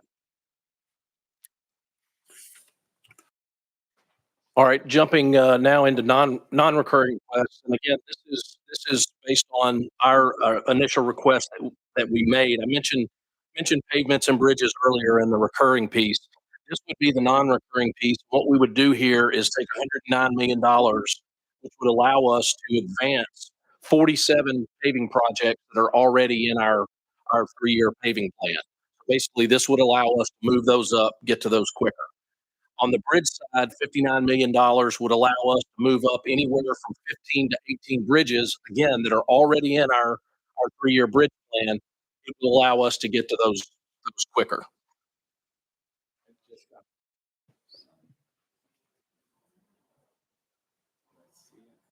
Okay, sorry. For here on the non-reoccurring, we already have a backlog of safety projects. This will allow us to take a bite out of those, but the reoccurring is really where we think we'll see the most benefit year over year in terms of investing in safety. Okay. Jump in on let me jump in on this next. You want to hit that? No, you do the state of. Yeah. Okay. So in addition on the non-recurring side of what we just talked about, we kind of dusted off an existing fund that was already out there with the state infrastructure fund, which has not been utilized in a number of years. And what we have seen is so many cities and counties who want to kind of invest alongside of us, be able to speed up projects that they might be able to do. And so what the governor decided to do, and that we support, is putting a $50 billion investment into that non-recurring fund to be able to have low interest loans to those local governments to be able to advance some of those projects that they're in advancing. So that's the purpose behind that non-recurring request. And the last non-recurring request that we can advance is, as we've already kind of talked about earlier, the $775 million that the governor added in this year's proposal by him. And that very simply is to be able to do three things: expedite projects, probably one of the things I've heard most from members on this committee and other of your members is we don't want to wait 10 years. We don't want to wait. How fast can we move these projects up? And so, so part of these dollars would be used to try to move things to the left, to be able to expedite. Others may be things that have come about. Um, we certainly recognize we've had a lot of discussion about projects that are left over that are still out there from the Improve Act and other projects. We are still wholly committed to delivering those projects. But as many of you have said, is there's other projects that have now become more important potentially than maybe those projects were 20 or 10 years ago. And so some of this could possibly introduce new dollars to do that. And then as Preston pointed out, leveraging our statewide partnership. One of the things we did with the TMA, the Modernization Act, is to try to allow our locals to participate more in projects that they felt were important to them. How can we speed up those projects by helping them invest in those projects? And so some of those dollars could be used for that. And then last slide, Mr. Chairman, just from a kind of timing standpoint, we never presume or presuppose that you are going to approve these funds, and so we're not committing them before that. And so, but what we are saying with these dollars is that immediately after the budget's passed, that we would go back. We've already done the homework. We've already done the homework. As you all recall, we reviewed about a backlog of 1,000 or so projects, 900 something projects that are existing out there that we have gone through a prioritization process.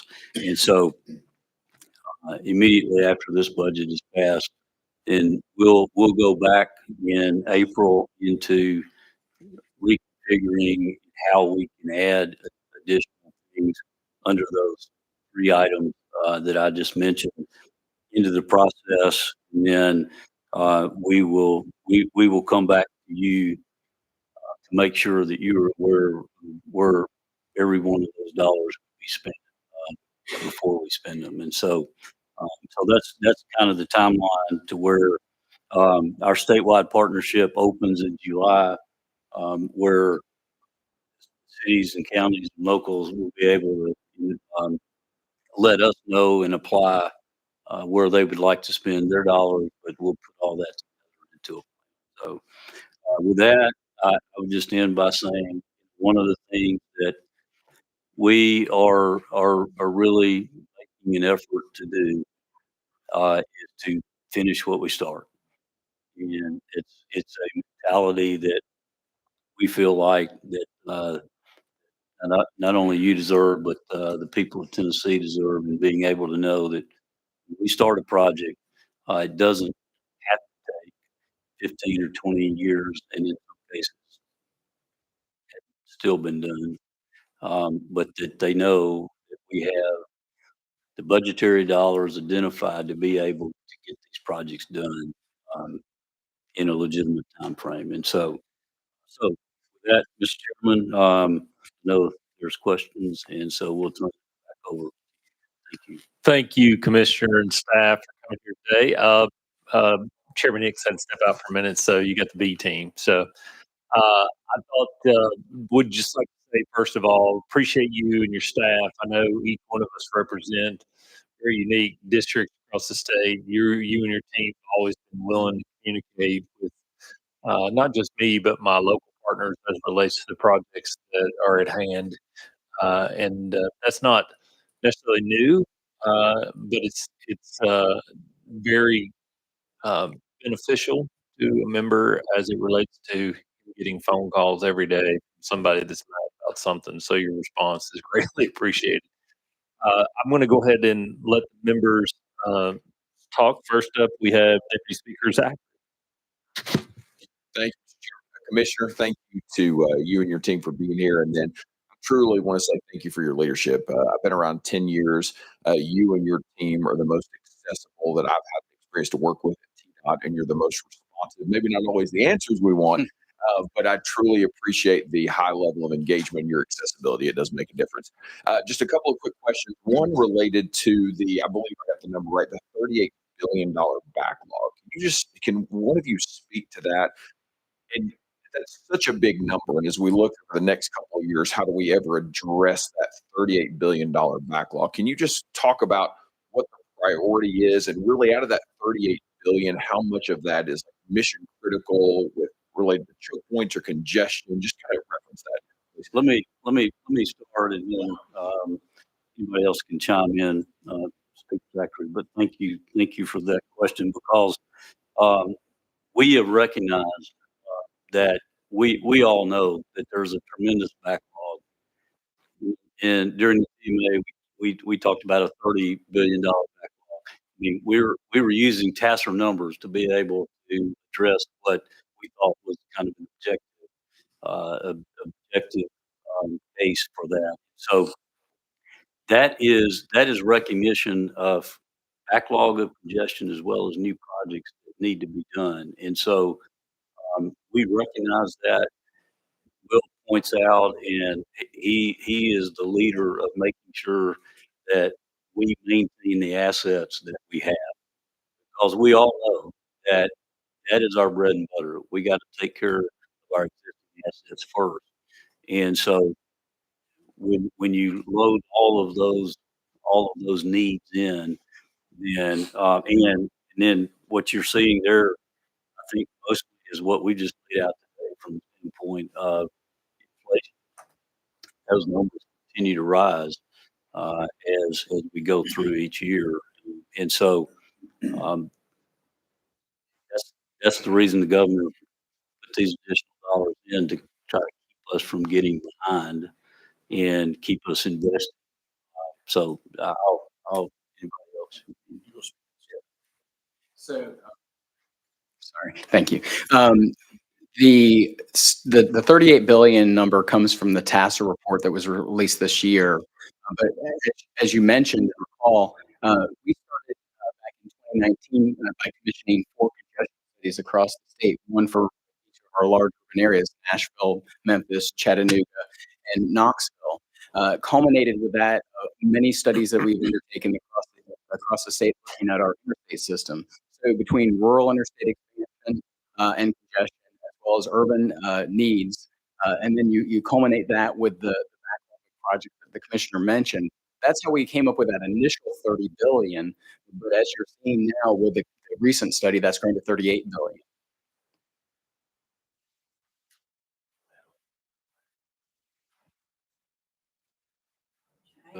Thank you. I was waiting. I was told to wait. I was trying to be patient there. I was ready to jump in. I appreciate the question. It is, trust me, the seat I sit in, it's something that I think about all the time. 38 billion versus our average construction program every year of 1.3. It takes a while to get there. I think what's important for this body and everyone to know is that it's a fairly dynamic problem in a fast-growing state like Tennessee. We not only have the issue of keeping our good assets good, we have the congestion that Preston referred to. One of the first things I did when I came into this job, and on the heels of Mr. Galbato being our interim commissioner, we had to redo our prioritization process. We had to take another look at there were a tremendous amount of projects started on the shelf, and many still not completed. Because, we pay as we go, we complete projects as the dollars become available. The needs continue to grow at a significant rate. So we have to look, frankly, all the time. I'll give you an example. We inspect all of our bridges every 2 years, 20,000 of those across the state. Some of them we inspect every year. I could get a bridge report on my desk tomorrow morning that says, okay, I've gone from a situation where this bridge could go from poor condition to something where we have to post it, or maybe something even more concerning. That project has then got to move up. Goes back to my comment about you don't put in a swimming pool if your house needs paint. We got to paint the house before we can do something that we'd really all like to have, the wife and kids splashing around in the backyard, right? Sometimes we got to eat our vegetables. And that's one of the things we are forced to deal with every day. Thankfully, the folks that have come before all of us have done a good job of keeping our infrastructure in good shape. We're still we're the only pay-as-you-go state in the top 10 in the country as far as the condition of our roads. But what I'm trying to do is balance. If I could, can we go to slide 25?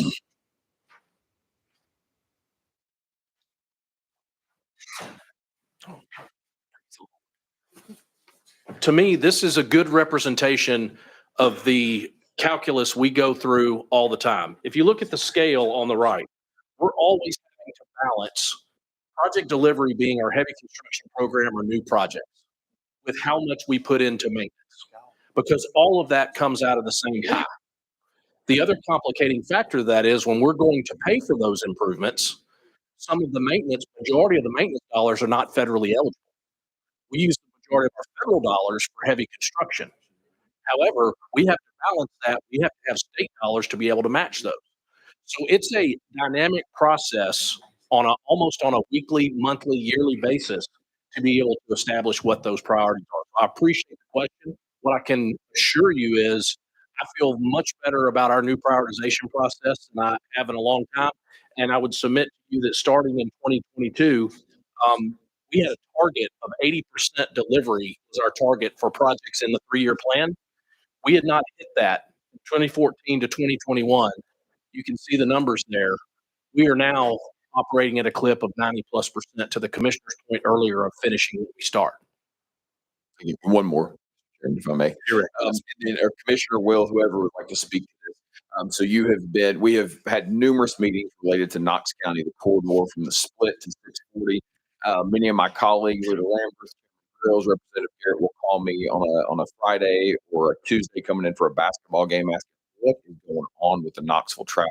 How could it get much worse? I believe we're having one of the highest congestion points there at the split and we're with the scales and Campbell Station and others. Can you and Mayor Jacobs had asked me to specifically address this so he could hear. Could you just give us an update of Thank you. Could you just give us where we are on the project from the split to 640 and just an update on Station Walk Road, and thank you for your work in getting those projects in and where we stand there. And Chairman or Deputy Speaker, if that's a motion, that is a second over here for me. I have to travel that quite often as well. Thank you, Chairman. Yeah. I'll stick quickly to it and to it, but thank you, Speaker Zachary, for that question, and thank you for that second, Chairman.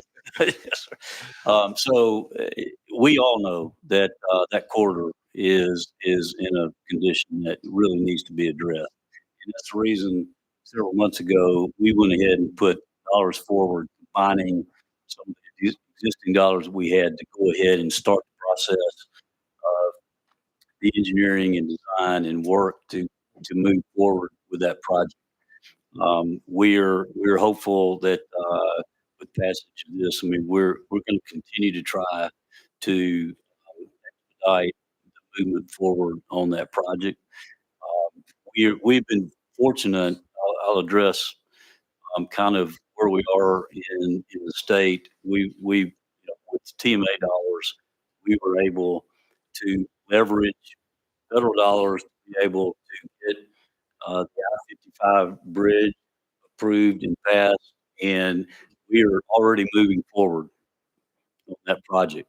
And so we've made huge headway with our region 4 project as part of that. Obviously, we're on schedule with choice. Not obviously, but we are on schedule with our choice lane project in Middle Tennessee in Region 3, and we are proceeding now with looking at Moccasin Bend and how we address that issue in Region 2. And this project that you're asking about in Region 1 in the Knoxville corridor is paramount now in us trying to get the ability to move forward on. And so we're doing just that, and this would allow us to do that.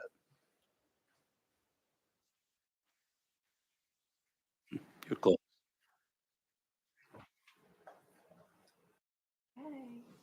Okay, there we go.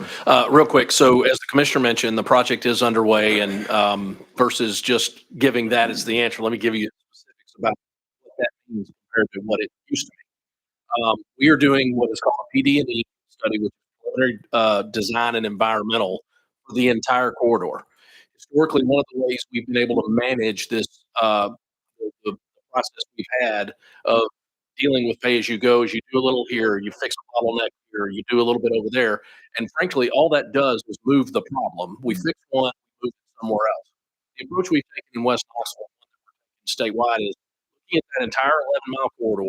What are all the things that are contributing to the congestion and the issues there? You already mentioned the way station. You've got some interchanges, Campbell Station and Watt Road, that are the last two to be up there in that corridor. You also have a tremendous amount of local trips that are not through trips in that corridor that contribute to congestion. The way to fix it, we can treat the symptoms all day long. The way to fix it is to address the disease, and that is to address the entire 11-mile corridor from the split all the way to 640. So part of what we're doing is a plan to chop that up into pieces and how we're going to pay for that over the course of several years. So actually a financial plan, in addition to the roadway design plans and all of that, as to how we're going to phase that in. Our plan right now is to start at the west end of the split and go all and start working east. That's our plan right now, but we are in the environmental and design phase of that project right now. It's moving along well. Thank you, Commissioner Will. Thank you. Thank you for your engagement. Thank you for your leadership. Thank you, Chair. Thank you. Next on the list, Representative Capley.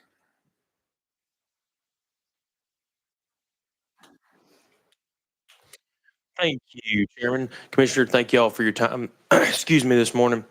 If I cough a couple times, you have to bear with me. But just wanted to start off by thanking you for paving the road that goes to my house and also the road that I live off of. I wake up every morning, the Capley tribe is smiling ear to ear. And I just want you to know I obviously didn't have anything to do with it, but I have taken credit for it every single day. So we appreciate that. But my first question is, as far as the 65 north and south corridor goes from about Columbia to Spring Hill up to Brentwood, it's a disaster. Every morning, every afternoon, driving back and forth, I've got constituents that obviously are concerned that drive it. And I know we just had that June Lake kind of deal going there. Are there any other plans going forward to maybe kind of help some of that congestion? Could you speak on that, please? Yeah, they're that 65. Let me put it this way. What would be, I live in Franklin. What would be nice is if 65 was 3-lane all the way to the state line. Right? Yes, sir. Here again, I go back to the choices we have to make with regard to the priorities. All of them are priorities from where we stand. In fact, I can assure you that my staff and we'd like to build every dang one of these projects. It's what we do. We love it. However, when you look at congestion needs in Middle Tennessee specifically, if you just went on congestion, you could spend every bit of our entire statewide budget in Nashville. Obviously, we can't do that. There are needs everywhere. That job actually was just outside, as I recall, just outside the 10-year plan when the prioritization took place. 24 bumped up as far as congestion.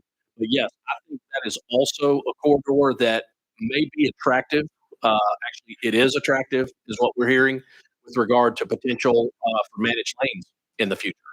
I agree with you. That is the section that, particularly from Painesville Road to past 840, past June Lake, that is the section. There is a bottleneck there. We know it's an issue. We hope to get to it as soon as funding becomes available. Thank you for that. We would definitely welcome that for sure. And I know this is my last question, Chairman.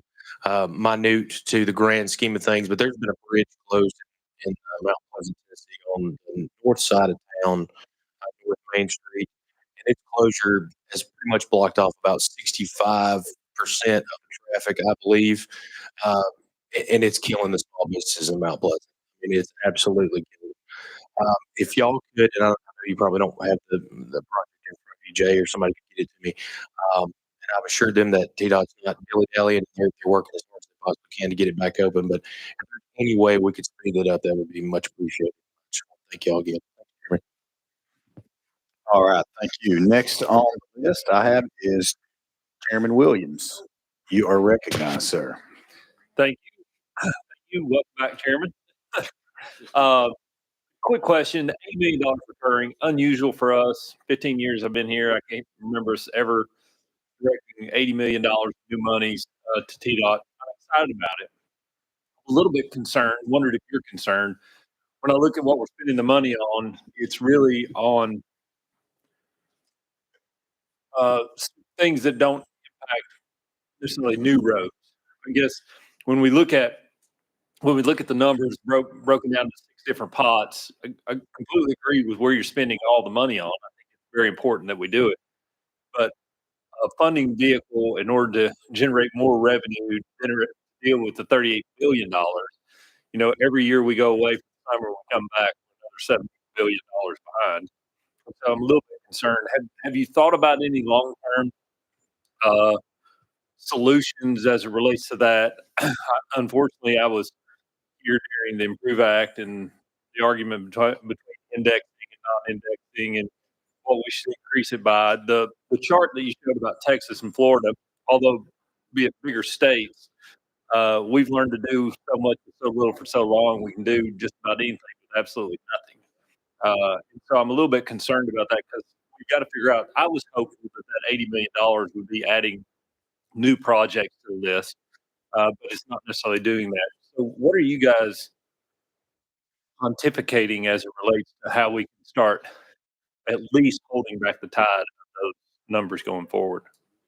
So we were very, very intentional, as you have heard laid out here today, that we're maintaining what we have is paramount to us being able to continue our mission as a department and the infrastructure in the state. And so we're beginning to fall behind on that front. And so this 80 million being put into bridge preservation, pavement preservation, things that we need to invest in just to maintain what we have, that is a recurring expense. Best way to spend those dollars.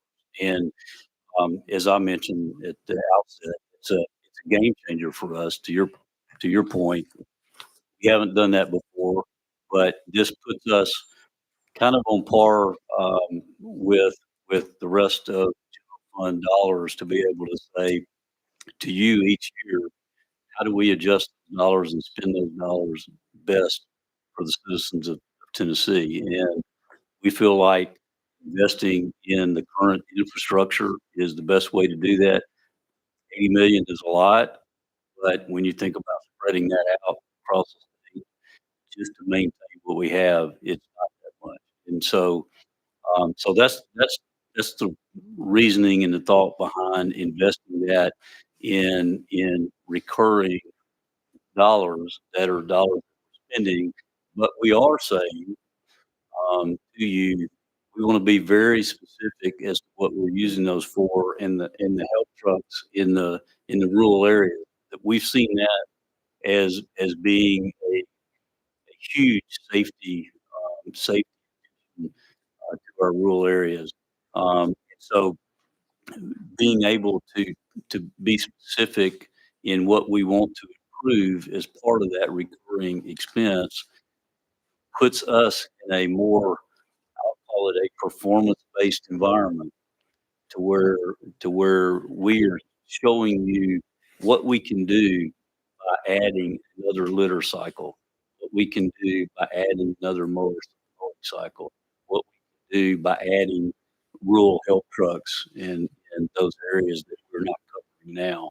And so we think those are improvements that are necessary and valuable to our and then utilize the other dollars that we're talking about here, like the $675 to be able to do additional projects or speed up other projects.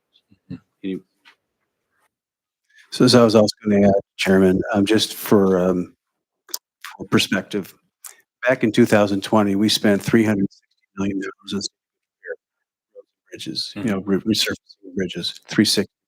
The last year that we just ended, we spent $520 million. This year, because of our chief engineer, we're spending 590. This plan calls for 612, I guess, next year. So we are increasing every year. Again, to extend the commissioner's point, we are trying to fix it first and trying to not let things get so bad that now it's a total replacement. That's where we're. Just as a follow-up, I guess the reason someone in their brilliant clicker went back to the Texas, Florida example, the reason why I asked the question really is the legislature 3 years ago decided they wanted 2 years ago wanted to spend $3 billion in the general fund. We're going to spend another billion this year, 775, based on what you're saying. When you look at the things the other states do, and they're spending twice as much as part of their general fund than we are, but yet we're still able to maintain a similar grade. It's exciting because we are doing well considering the grade of our roads, but being so far behind, in that process, we considered for the first time the idea of a joint venture or a P3 or whatever your vernacular is for it today, so we could stimulate some of those projects to get them where we're paying a smaller fee, but they're able to fund some of those roads. That was a new idea, and for the legislature. But in addition, we haven't yet seen some of those projects come off the list because it's still pretty early. I recognize it takes 5 to 10 years to do one of those.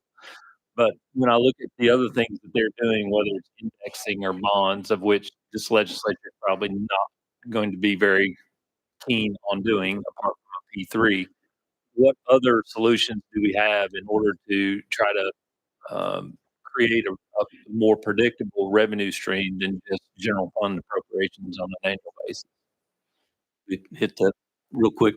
So first of all, the 80 million recurring would grow as the budget grows, as recurring overall revenue of the state.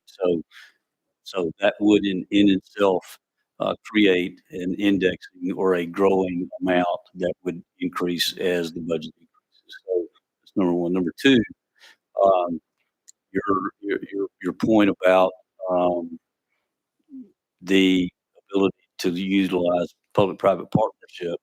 I mean, we are moving forward with a program, not a specific project as it relates to I-24. So, we've already kind of talked about I-65 as a potential project. There will be other projects that will come along in that will utilize that leverage of the private sector capital to be able to fund these projects. Then we can take our existing revenue stream and put into other projects. And so that will allow us to do more with the same amount of money. And then the last thing, not to be totally forgotten, we don't know the impact, but as you recall, during the TMA, we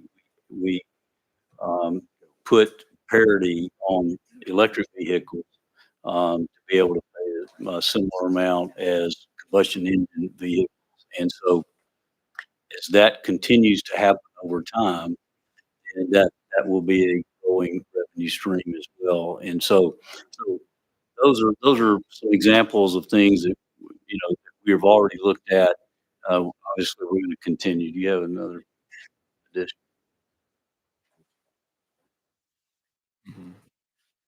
I would point out real quick too, Chairman, that also a big component of this for us is what is happening on the national level, as 50% of our program is federal as well. So there's a lot of discussion. The federal gas tax has not been indexed since 1993. So the revenue issue there is a problem. Well, there's a lot of discussion about different methods. I think this may be what you're getting at, different vehicle miles traveled. There's models being talked about that across the country. The other thing I think is very important is what we are going to see with the next reauthorization of a new highway bill in 26 in DC.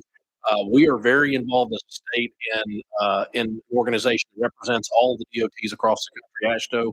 We want to be very aggressive in making sure that DC hears our voice with regard to there are a tremendous amount of programs and rules that are required to be able to deliver the federal program. One of the things they have heard me say on more than one occasion is give the money to the states. Nobody knows how to spend it better than us at the state and local level. We know what the needs in Tennessee are. Nobody knows that better than the communities that are impacted by it. So that's one of the things we're talking about. We're hopeful that the efficiencies gained in that in and of itself will contribute to being able to further increase the per capita dollars that we're able to get on the street. But to answer your question, there are talks at the national level going on about what is the right mechanism to fund transportation in the future. As I mentioned in that bridge graphic I showed earlier, we're no different from many of the other states. The majority of the bridges in this country were built when the interstate system came in the 60s. So we all have this issue that the buying power of the dollar is going down, inflation's going up, but the revenue is not changing. So how are we going to address that? Thank you. Next on the list is Representative Shaw. You're recognized. Thank you, Mr. Chairman. Thank you all for being here. And I'm glad to hear you say what you're saying, because we really are at a very critical time, critical moment in terms of vehicles changing from gasoline to electric power and all of the above. But I did want you to talk a little bit more about the partnership between local governments and state government in terms of roads. I believe did I hear right? Maybe starting in August somewhere. Can you talk a little bit more about that if you could? Very good. Thank you. Good question. This is our second year of doing what we call the statewide partnership. So in 2023, we did the first call for that. And when we did that, we had roughly 66 projects that were submitted for consideration. And they were bringing almost $332 million to the table. The problem is that 2.4 billion worth of need. We were successful in at least selecting several projects that attune to about $300 million. In the TMA, about $348 million in the current 10-year plan. As the commissioner alluded to, we've opened up the state partnership program. We're in the process of evaluating that currently, and this year's there were 76 projects that were submitted. And somewhere in about 1.9 billion in ask. However, we've seen significant dollar leveraging bringing both to the table. And I think when the commissioner was showing the chart, we'll be making that announcement with the 10-year plan, the update, which is consistent with the 3-year plan this session. And then what I think you saw on the chart was for the new dollars. If that is decided, then we would open it up again as part of the 10-year plan. So how would this affect, and I'm just going to use myself, how does this affect in my district and with the local folks getting roads done? Because we all get those calls every day about how bad the roads needs fixed. And how does this affect me and my folks getting roads done faster? Absolutely. So there are two parts here. One is the State Infrastructure Bank. That is another vehicle which would afford an opportunity for low interest loans. We've had a lot of discussions with locals about how to move projects faster. The TMA dollars for the state aid program, as you know, you put $300 million. Nearly 80% of those dollars have either been spent or are under contract. We're seeing great traction with the use of the state dollars. Okay. And you mentioned the I-55 bridge. I know that's going to be very important too. What are the plans? And I don't know who will answer this. What are the plans, if there are any, as to what's going to happen in the Blue Oval area with the traffic flowing and the traffic coming off? Because I understand over a period of time, we're looking at maybe 10,000 vehicles or so in and out of that project on a daily basis. So can you talk a little bit about what the plans are and maybe how the I-55 bridge might connect to that and what could we expect? Yeah, so I'd be glad to. In talking about Blue Oval specifically, to this point, we have already invested over 150 million in primarily three different projects to serve Blue Oval. We've redone the interchange in exit 42, as you're well aware. We've extended improvements on 222 and the road there just adjacent to Blue Oval itself. We are currently in the process of acquiring additional right of way. So this is all phased with what we know about Ford's development for the plant as far as when things will come in. So as you are aware, there will be a new interchange at exit 39 that's planned, as well as connections to 70 and to 194 to the south in the future.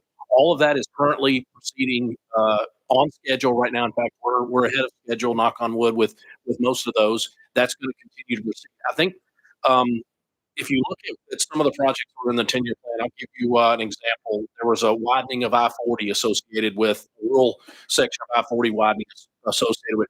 That was in anticipation of additional traffic related to Blue Oval.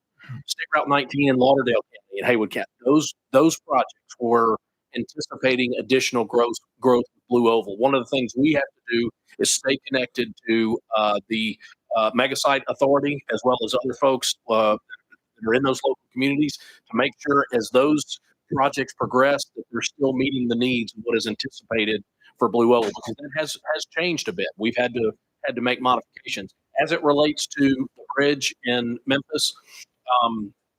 Being a native of that area, it is the distribution center of the entire South, if not the country.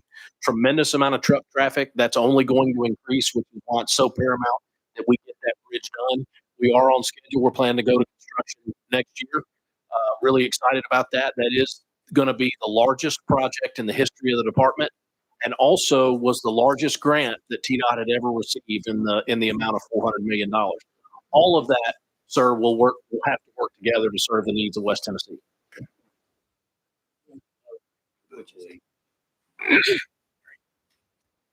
Get on here.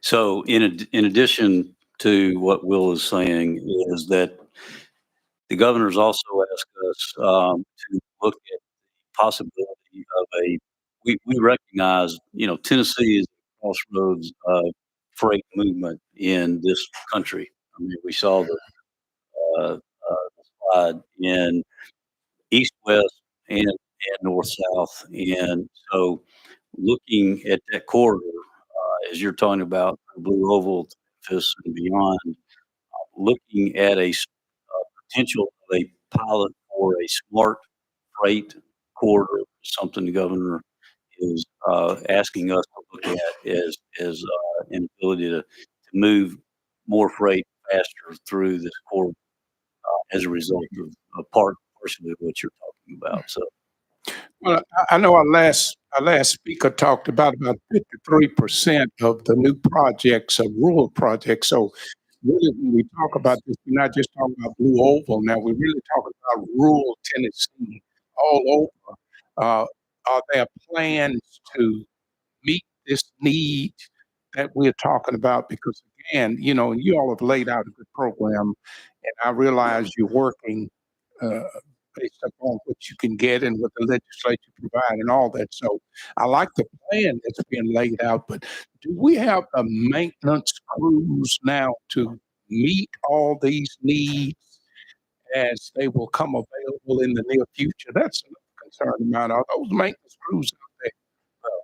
let me answer first. And I mean, the short answer is yes. I mean, partially because of what we're asking for here today, because that goes into state of good repair. And the ability to allow us to utilize some of this funding to be able to continue to invest in state of good repair and maintaining what we have is helping us to ensure that our maintenance crews and what we do to maintain what we have will be done. I'd just like to add, particularly, Representative Shaw, your area, West Tennessee is a challenge for us from a maintenance standpoint. For one of the largest reasons just being the geology, the availability of materials and the types of materials. We are beginning to look at historically we have always looked at lane miles, population, as far as how we, for instance, uh, dole out our resurfacing dollars. We're going to have to look at something a little different to be able to make those curves that I showed earlier bend back up in the right direction.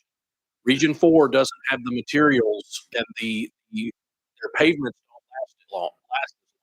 We're going to have to address that in the future. And the way we do that is via a true asset management philosophy versus just a linear relationship between population and dollars. It still doesn't change the fact that we have a revenue issue. Joe can speak to that. We still have a revenue issue, but what I can tell you the department's going to do is try to come up with the best mousetrap we possibly can to shift the dollars where the needs are greatest. And I think that is shown in the graphic that showed how the condition of our roads compared to some of our peers to spend more money. However, I would say though, we are coming to a place where that is going to be the prime issue. Thank you for your service. All right, thank you, Representative Shaw. Members, just want to bring to everyone's attention, we have about 18 minutes left that we can stay in this room, and right now we have 11 speakers on the list. So, and we'll try to get to every one of them. I just ask you to please be brief, and then we'll ask our guests as well if you can just, brevity would be requested. All right, let's move on to Leader Cochran. You're recognized.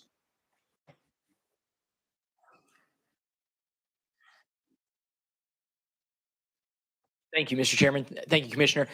Hey, one quick question. So on the slide where we're talking about the state user fee collections, when we're looking at gas tax, diesel, vehicle registration, could you briefly explain to me the 0% growth in 23, 24, 25? I understand that part of it is due to our tax registration holiday, our vehicle tax registration holiday. And the other part, if you could just maybe explain it in relation to, I mean, obviously our state is growing, right? I mean, somewhere between 100,000 and 200,000 people. How is that possible that our gas tax isn't increasing more? Or again, maybe part of it is still due to the normalization of the vehicle tax registration. Could you have a broadcast major understand that math? Yes, thank you for the question. So the math works this way, Representative. So the $1,019 that you see at the bottom there, that when you normalize that for the tax holiday, that number, and that was what our estimate was for, that $1,019 becomes $1,113. So you'd go from $1,112 to $1,113 to $1,000,000.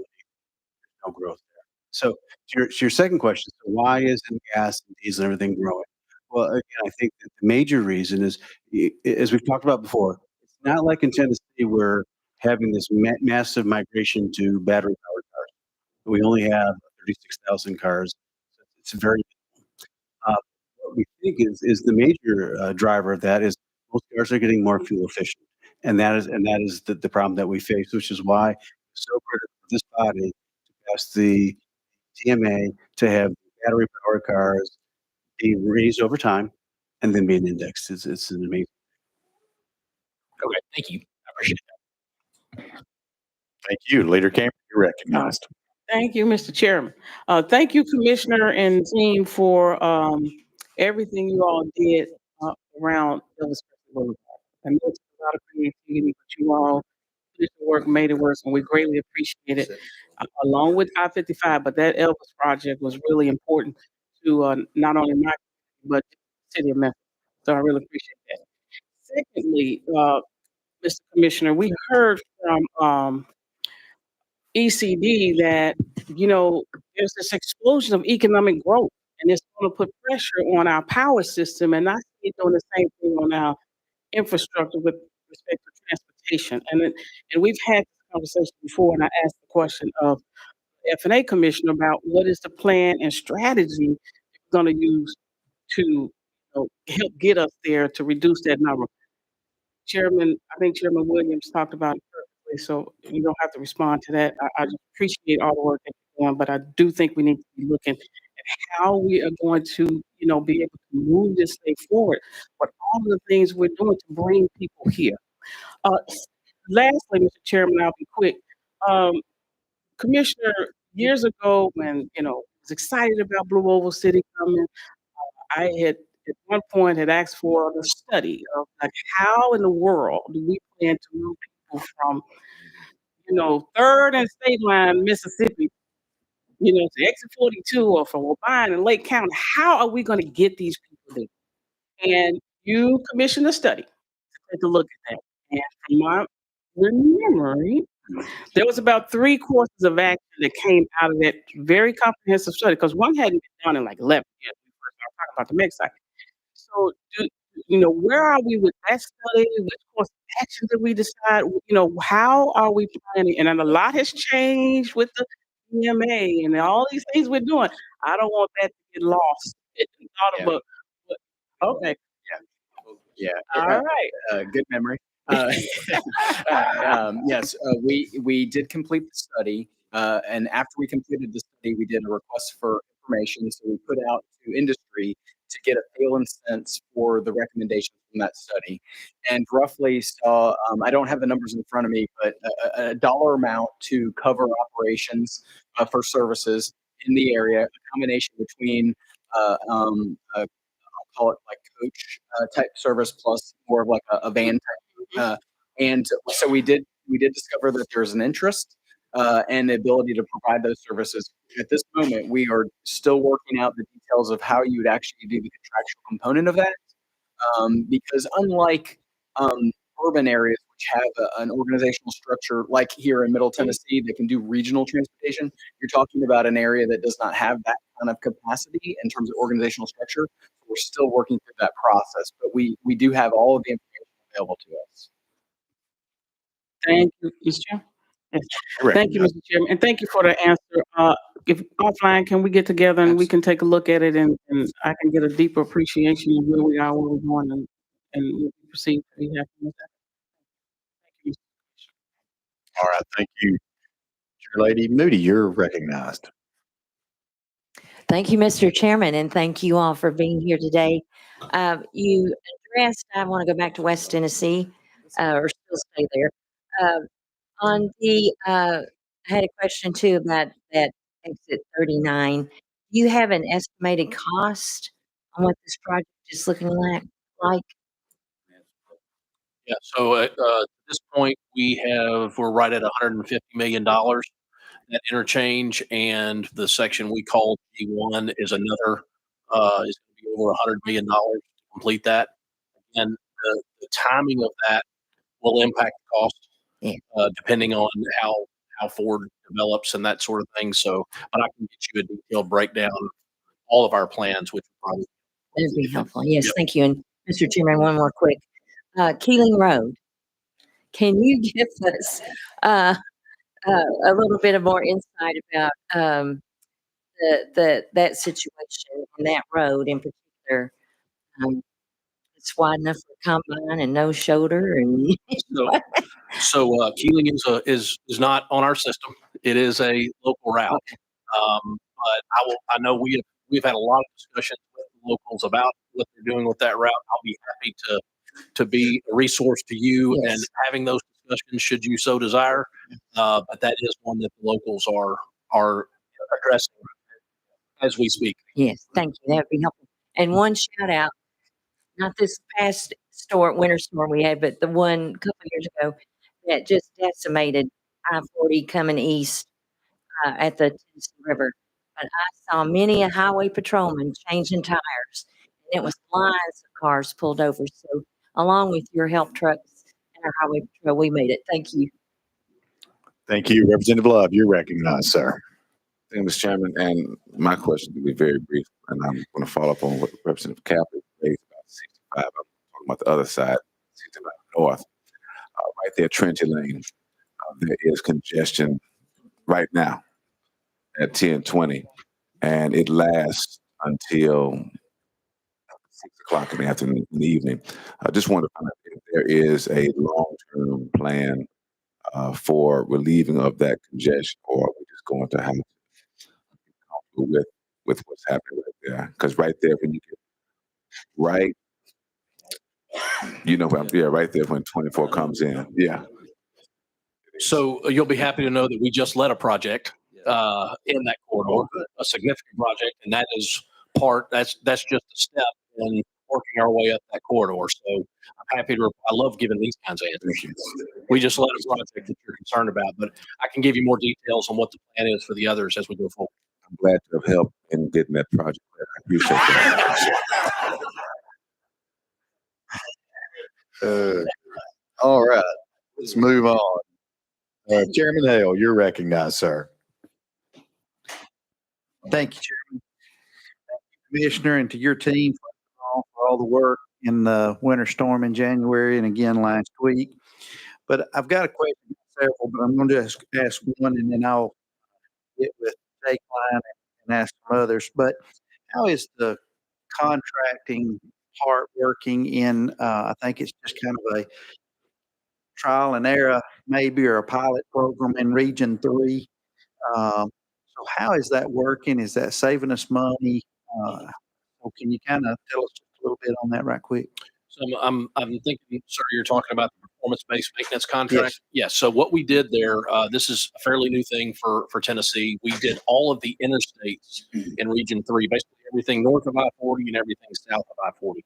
This goes back to what Commissioner was talking about earlier. It's a performance-based contract. So we set a standard for what we want, for instance, litter pickup to look like, how we want potholes addressed, guardrail addressed. And it's largely grown out of a couple of different things. We have a harder time being able to attract and keep forces in a competitive market like Nashville with regard to maintenance. This allows us to use the private sector to do that. As far as the cost goes, there's a significant upfront cost here. But what I will say is, I think the jury is still out with regard to how that ultimately compares to, Commissioner, I just had this discussion last week. Anecdotally, I already see the difference in our interstates in Nashville. I hope that others do. As far as how that compares to what, from a cost standpoint, what we used to have, the jury still is out on that. But what I will tell you is, from a customer satisfaction standpoint, we are getting a lot of compliments. That's one of the things that our customers want to see. They want to see the litter picked up. From a safety standpoint, the grass needs to be cut and the guardrail needs to be addressed. We are actually looking at that in a couple of other areas of the state, particularly urban areas where we don't have as much of an advantage in being able to attract and keep folks in maintenance staff. Thank you. Thank you. All right, thank you. Next on the list is Representative Parkinson. Thank you, Mr. Chair, and thank you to our wonderful staff member that turned the microphone on really, really fast. I did want to touch on passenger rail. Where are we on passenger rail, and are we considering a public-private model as we've done it with the choice lanes? They didn't do you turn you on the fast. They did. I don't know what's happening with your commissioner. I don't know what it is. I don't know. Hey, but as you know, I mean, we sent a letter to our federal partners last year to address our support of passenger rail and looking into different corridors in Tennessee as a result of that. They're continuing working, as you well know. The passenger rail is in partnership with Amtrak and other partners that are already there, but we are certainly, I would say, following through with our support at every step that we can. Any addition on that? There you go. Yeah, they're not fast. You're good to go. Thank you. So there's actually no pun intended, 2 tracks. Nice. There's Corridor ID, which is the grant program that Chattanooga won in connection with Nashville and Memphis, and that is a study of 500,000. That's a study from Memphis to Atlanta. That one requires a state sponsorship or a local or regional match. The other effort is long distance, is more the Amtrak. And so we are participating in both efforts on the national level on the long distance. That one is very advantageous for the state because we have the same kind of funding commitment requirements does the other one. So both in progress, as the commissioner alluded to, and we're working with Chattanooga and the other cities on that particular study. It's awesome. Real quick, Mr. Chairman, I just want to say you got all that Jason Baker, who represents you for West Tennessee, is absolutely phenomenally amazing. I'm raised, you know, and right. We no, seriously, we truly appreciate him, and he communicates with us incredibly. So thank you for all of you. All right. Thank you very much. Members, I have no one else on the list. Would anyone seeing no one? Commissioner, thank you very much. Thank you and your staff for being here. Thank you for your presentation. Can I just say Absolutely. one more time to this committee and this body how much we appreciate the support that you've given us and your support of infrastructure in Tennessee. So thank you, Mr. Chairman. All right. Thank you, Commissioner. All right, members, without objection, we will now go back in session. We're back in session, and that does complete our calendar for today. So just a reminder, budget hearings will resume Tuesday, February the 25th at 3 p.m., and we will be in House Hearing Room 1. Members, any further business that needs to come before the committee? Hearing none, seeing none, we stand adjourned. Without objection.